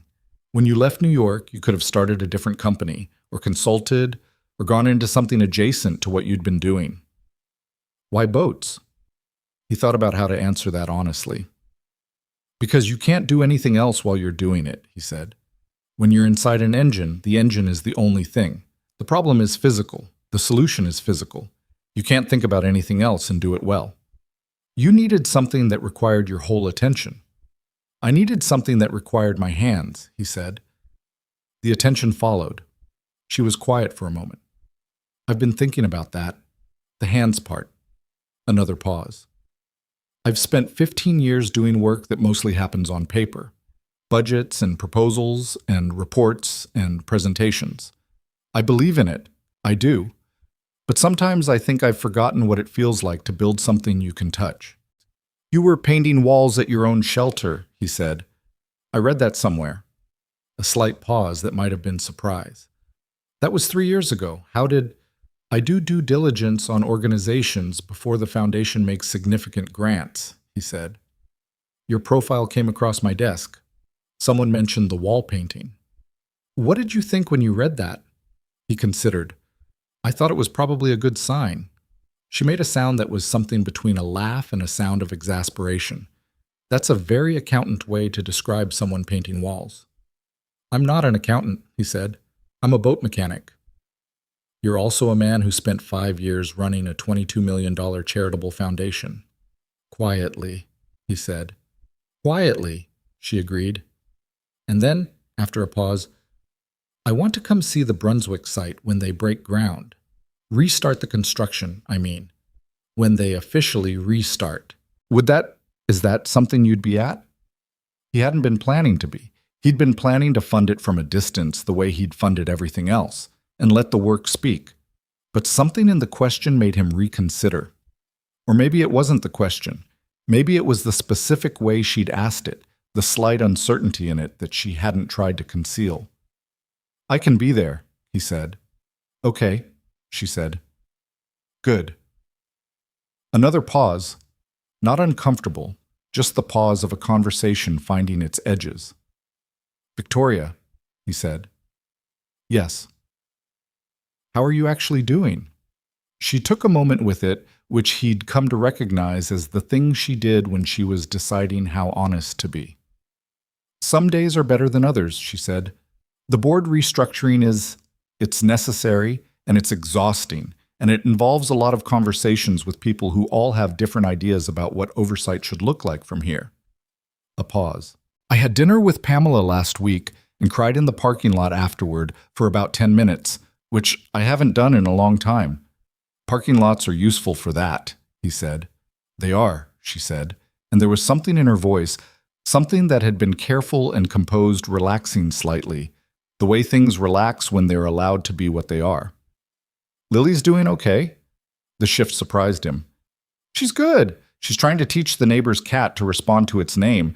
It's not going well, but she's not giving up. Victoria laughed. It was a real laugh, not a social one, quick and unguarded. That sounds exactly right, she said. The Brunswick groundbreaking, technically the re-groundbreaking, the restart, the resumption of something that should never have stopped, happened on a Thursday morning in late October, 11 weeks after Gerald Hatch had promised 12. Gerald had done it in 11. Mason had not been surprised. The site was at the edge of a residential street in Brunswick, Georgia, where the concrete foundation had been sitting for 8 months under Georgia weather and a blue tarp that had seen better days. Gerald's crew had pulled the tarp, assessed the foundation, sound, as the site engineer had said, and begun framing within the first week of restart. By the time the official ceremony happened, the structure was already 2 floors up and the exterior walls were going on, which meant the ceremony was less about breaking ground and more about acknowledging what was already happening, which Mason thought was the more honest version of a groundbreaking anyway.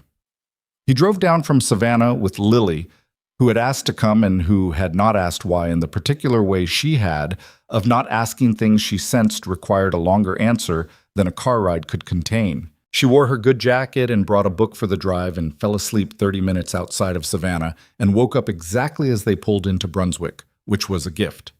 Victoria was already there when they arrived. She was standing near the fence line with Pamela and a woman Mason recognized as Carolyn, the director of the Brunswick Shelter Program, the woman who had run the temporary operation for years and was now going to have a permanent building. Carolyn was in her 60s, small and precise, with the bearing of someone who had been asking for this building for a long time and had developed a very specific relationship with patients. Victoria saw Mason's truck pull in and walked over. Lily got out of the passenger side and looked at the half-built structure with the appraising eye of someone taking inventory. It's big, she said. It's going to be bigger, Mason said. How many people will live here? Families, he said. About 60. Maybe more later. Lily looked at the building for another moment. Then she looked at Victoria, who had arrived within earshot. Hi, Lily said. Hi, Victoria said. I like your jacket. Thank you. My dad got it. Lily glanced at Mason. He has okay taste sometimes. Mason said nothing. Victoria looked at him with an expression that was trying very hard not to be a smile and losing the effort. "Good morning," he said. "Good morning," she said. "Gerald's ahead of schedule." "I know. He called me." "He calls you directly?" "We've developed a rapport," Mason said. The ceremony was brief and practical, the way ceremonies should be when the actual work is already underway. Carolyn spoke for 7 minutes about the families on the wait list and about what a permanent building meant for the continuity of the program and about the specific ways that stability changed outcomes for children. And she said this last part with the authority of someone who had tracked those outcomes for 20 years and no longer needed statistics to make the point. The numbers were in her posture, her vocabulary, the specific way she talked about the children in her program as individuals rather than data. Mason stood near the back of the small gathered crowd, staff, board members, a few local officials, 2 journalists, and listened. Lily stood beside him, her book tucked under her arm, listening with the attentiveness she reserved for things she found genuinely interesting.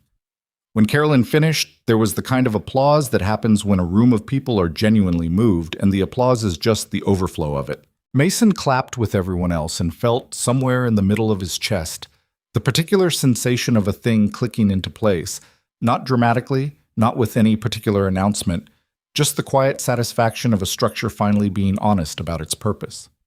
After the official part, people dispersed across the site. Gerald gave a small group a tour of the framing, pointing out structural details with the enthusiasm of a man whose work had been paused for 8 months, and who had things to say about it. Pamela organized the board members near the site office. Carolyn was immediately surrounded by her staff, who had questions. Mason found himself at the edge of the site with Victoria, looking at the building.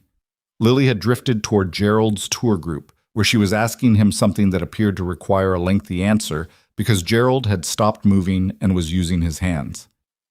"She has questions," Victoria said. "She always has questions," Mason said.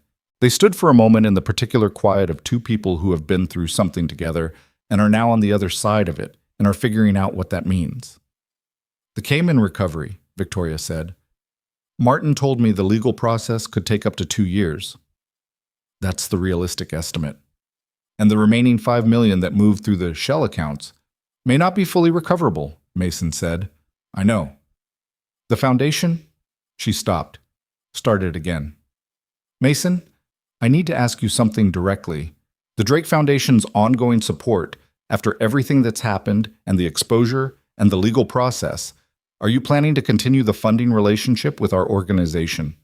He looked at the building, the framing going up, level by level. Gerald's crew moving with the practiced efficiency of people who knew what they were building and why it mattered. "Yes," he said, "with a few changes." She looked at him. "What changes?" "More direct involvement," he said. "Not hands-in-the-budget involvement, but I want site visits. I want to meet the program directors. I want the foundation's support to be something we both understand the shape of, rather than something I manage from a distance through quarterly reports." He paused. The anonymity worked for what it was. I'm not sure it's the right structure going forward. Because Reeves happened.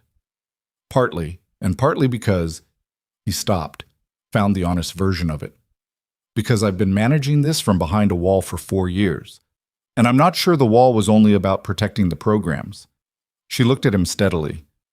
What else was it about? He thought about the hospital room, about the version of himself he'd walked away from. About a 2-bedroom rental on the waterfront and a truck with a busted speaker and a life he'd built specifically to contain certain things and exclude certain others. I think I was protecting myself, he said, from being known. From being, he shook his head slightly, from the version of life where people know what you have and start to want things from you. And now? He looked at Lily, who had apparently satisfied Gerald's capacity for questions and was now walking toward them through the site with her book under her arm and a look of someone who had gathered information and was processing it. Now I think I've been quiet long enough, he said. Victoria didn't say anything for a moment. She was looking at the building, at the walls going up, at the workers moving across the site with purpose, at the physical evidence of something that had been promised and stalled and was now, finally, becoming real. I owe you an apology, she said, not just for the gala, for the whole pattern of it. You were funding our work for 5 years and I had no idea who you were. And when we finally ended up in the same room, I let one of my staff humiliate you and walked away." She said it flatly, the self-justification fully gone. "That's on me." "You didn't know." "No, but I didn't look either." She turned to face him. "I make a lot of decisions about resource allocation and program structure and organizational strategy. I'm good at that. What I'm not always good at is the people right in front of me, the ones who don't announce themselves." A pause. "I'm working on that." He looked at her. The morning light was doing something particular to the site, cutting across at an angle, making the new framing throw shadows on the concrete that showed the building's shape even before the building had fully arrived at it. "I'm not easy to know," he said. "I want to be clear about that. I'm private and I don't explain myself well, and I have a daughter who is everything to me, and that's not going to change." "I know," she said. "And I fix boats. That's a real job. It's not a disguise. I know that too." "Okay," he said. She looked at him for a moment. "Okay," she said.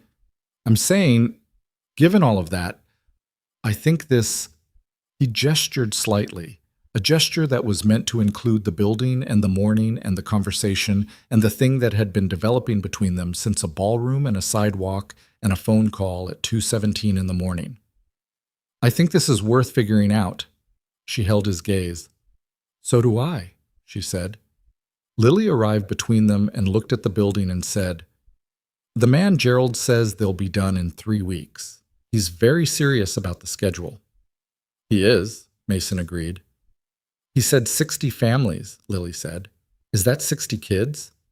"Some families have kids, some don't," Mason said. Lily considered this. "They should have a garden," she said. "Buildings with gardens are better. I read that." Victoria looked at Lily. "You're right," she said. "We've actually been talking about adding a community garden space. The landscape plan isn't finalized yet." Lily turned to her with focused attention. "I could draw some ideas," she said. "I'm good at drawing." "I know you are," Victoria said. Lily looked satisfied. She opened her book and found her page and began reading, standing between them, apparently having decided that the conversation was adequately resolved and she could attend to other things now. Mason looked at Victoria over the top of Lily's head. Victoria looked back. Neither of them said anything. The building went up around them in the good noise of work being done, the sound of things being built that should have been built a long time ago and were being built now, and that was the nature of most things worth building. They arrived later than they should and mattered more because of it. The Brunswick shelter opened on a Friday in January, 12 weeks after the restart. Gerald Hatch was there. Tommy Brewer was there, having driven from Atlanta, where he'd moved for his new position. Martin Cho was there, which surprised Mason, because Martin had said he'd try to make it, but Martin always said he'd try to make it. Carolyn was there, wearing a jacket Mason had never seen her wear before, standing at the entrance of the building she'd been asking for since before the waitlist existed. The first 6 families moved in that weekend. Mason and Lily were there on the Saturday when the families arrived. Not in any official capacity, no speeches, no ceremony, just the practical fact of a building receiving people. Mason carried boxes because there were boxes that needed carrying, and Lily helped a woman named Mrs. Delacroix arrange furniture in a second-floor apartment because Mrs. Delacroix's son was 7 and distracted, and Lily managed him with the patient authority of an experienced older sibling, which she was not, but apparently the instinct was present anyway. Victoria arrived at noon and immediately started doing things. This was, Mason had come to understand, her default mode in any space that required something. She assessed and acted without making a production of either. She helped a family on the 3rd floor assemble a bed frame that came with instructions clearly designed by someone who had never assembled a bed frame. And Mason heard her swear once, quietly, in the hallway, and then hear Lily's voice saying, "I can hear you," from 2 rooms away, and then Victoria's voice saying sorry to nobody in particular. He smiled at that, alone in the stairwell, carrying a box. Late in the afternoon, when most of the moving was done and the building had settled into its new hum of occupied life, Mason found himself on the building's small back terrace, looking at the lot that Carolyn had already flagged for the garden. It was just cleared ground right now. Georgia clay, pale and unpromising, but there. Victoria found him there. She stood beside him, looking at the same unpromising rectangle of ground. "Garden committee meets next week," she said. "Lily is apparently already designing something." "She showed me last night," he said. "It involved a significant number of tomatoes. She has a vision. She has her mother's certainty," he said. It came out before he'd decided to say it, and he let it stand because it was true, and true things tended to stand up under their own weight. Victoria was quiet for a moment. Not the quiet of not knowing what to say. The quiet of recognizing that something had been offered and it deserved space. "What was she like?" Victoria said. He thought about it. "Practical," he said. "More practical than I was. She could tell when I was getting tangled up in something, and she'd just say, 'What's the actual problem?' And usually the actual problem was simpler than I'd made it." He paused. "She would have found all of this." He gestured. The building, the situation, the entire year. She would have found it interesting. She would have had questions about the shell company structure that were somehow both very basic and cutting straight to the problem. "She sounds like someone I'd have liked," Victoria said. "Yeah," he said. "I think so." The back door opened and Lily appeared, still holding the notebook she'd been using to record garden ideas, with a smear of something on her jacket that Mason hoped was just marker. "The kid on the third floor wants to know if there are going to be swings," she said. "In the garden?" Victoria said. "He's 7, Lily said, with the pragmatism of someone who understood that 7-year-olds had their own set of priorities. "He wants swings." Victoria looked at Mason. Mason looked at Victoria. "Tell him we're looking into it," Victoria said. Lily considered this answer. "That means probably yes?" "That means we're looking into it," Victoria said. Lily looked at her notebook, wrote something, and went back inside. Mason and Victoria stood on the terrace in the January air, which was cool but not cold, the way January in coastal Georgia was cool but not cold. The clay ground in front of them would, in a few months, be something else, turned and amended and planted with whatever Lily and Carolyn and whoever else joined the garden committee decided it should be. The building behind them was full of people doing the ordinary things that people do when they move into a new home, arranging, adjusting, opening boxes, trying to figure out where everything goes. The ordinary things, which were, Mason had come to understand, the extraordinary things, the things that all the money and all the work and all the documents and the careful structures and the late nights at kitchen tables were actually in service of. Not the structure, the life inside the structure. He'd known this, in an abstract way when he started the foundation. He knew it differently now, more specifically, with the particular weight of having stood in a stairwell of a finished building carrying a box, hearing a family arrange their furniture on the other side of a wall. "Mason," Victoria said. "Yeah. Thank you for not making me ask for it, or earn it, or justify it. The money, the work, the 5 years." She paused. "You just did it, because it needed doing." He looked at the ground, then at the building, then at her. "It wasn't entirely selfless," he said. She looked at him. "No? It kept me from doing something worse," he said. "With the time, with the money, with all of it." He paused. "I needed somewhere to put what I had. The foundation gave me that. And now?" He thought about what now looked like. The dock in the morning, the particular quality of early light on water, Lily's drawings on the refrigerator accumulating, a gray suit that fit better at the end of the year than it had at the beginning, because he'd worn it enough times that it had adjusted. Martin's calls, Tommy's new job, Gerald Hatch's careful scheduling. Victoria standing beside him in January light outside a building that now existed and hadn't before. "Now the next project," he said, "the Macon expansion, the Charleston transitional housing. There's a program in Augusta that came across Martin's desk last month that's worth looking at." He paused. "And Lily has opinions about swings." Victoria made a sound that was entirely a laugh this time. "She does," she said. "So, yeah." He looked at her. "Now the next thing." She looked at him for a long moment. He'd come to understand over the months since the gala that Victoria Sterling's silences meant different things. Some of them were tactical, the pause of someone deciding how to frame a position. Some of them were processing, the pause of someone integrating information. And some of them were this: the pause of someone who is simply present in a moment and not trying to do anything with it. This was the last kind. He'd come to appreciate that most. The back door opened again. Lily again, still with the notebook. "Mrs. Delacroix says dinner's at 5 and we're all invited," Lily said. "She's making something." A pause. "She said it's Haitian and it smells incredible." Victoria looked at Mason. Mason looked at Victoria.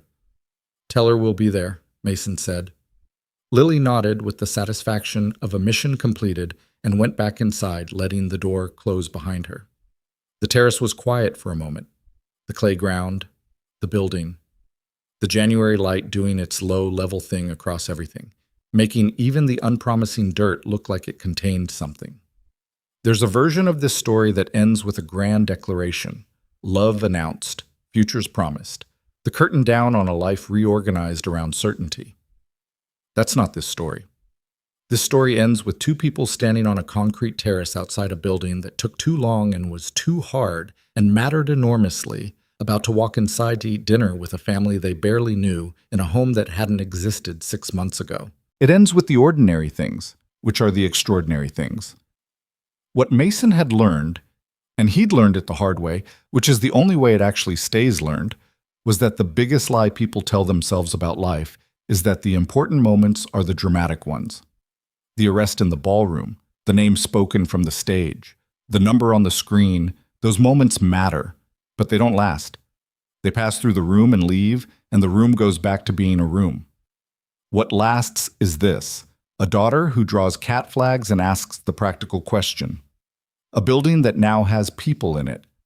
A woman who paints walls at her own shelter and swears at furniture assembly instructions and asks good questions and stands beside you in January without needing to fill the quiet. The work. The daily, imperfect, ongoing work of paying attention to what's in front of you and doing something about it. He'd left a life that looked significant from the outside and felt hollow from the inside. He'd built a life that looked ordinary from the outside and turned out to be, in every way that mattered, exactly enough. And now, with the foundation going forward with its name attached, with the next project and the one after it, with Lily's garden designs and a new beginning that didn't announce itself as one, it was becoming something more than enough. It was becoming, in the slow and specific way of real things, a future. He held the door open for Victoria. She walked through and he followed, and inside the building was the smell of Haitian food and the sound of a family in a new home, and Lily's voice explaining something important to a 7-year-old about the strategic value of tomatoes. And it was exactly, perfectly, imperfectly enough.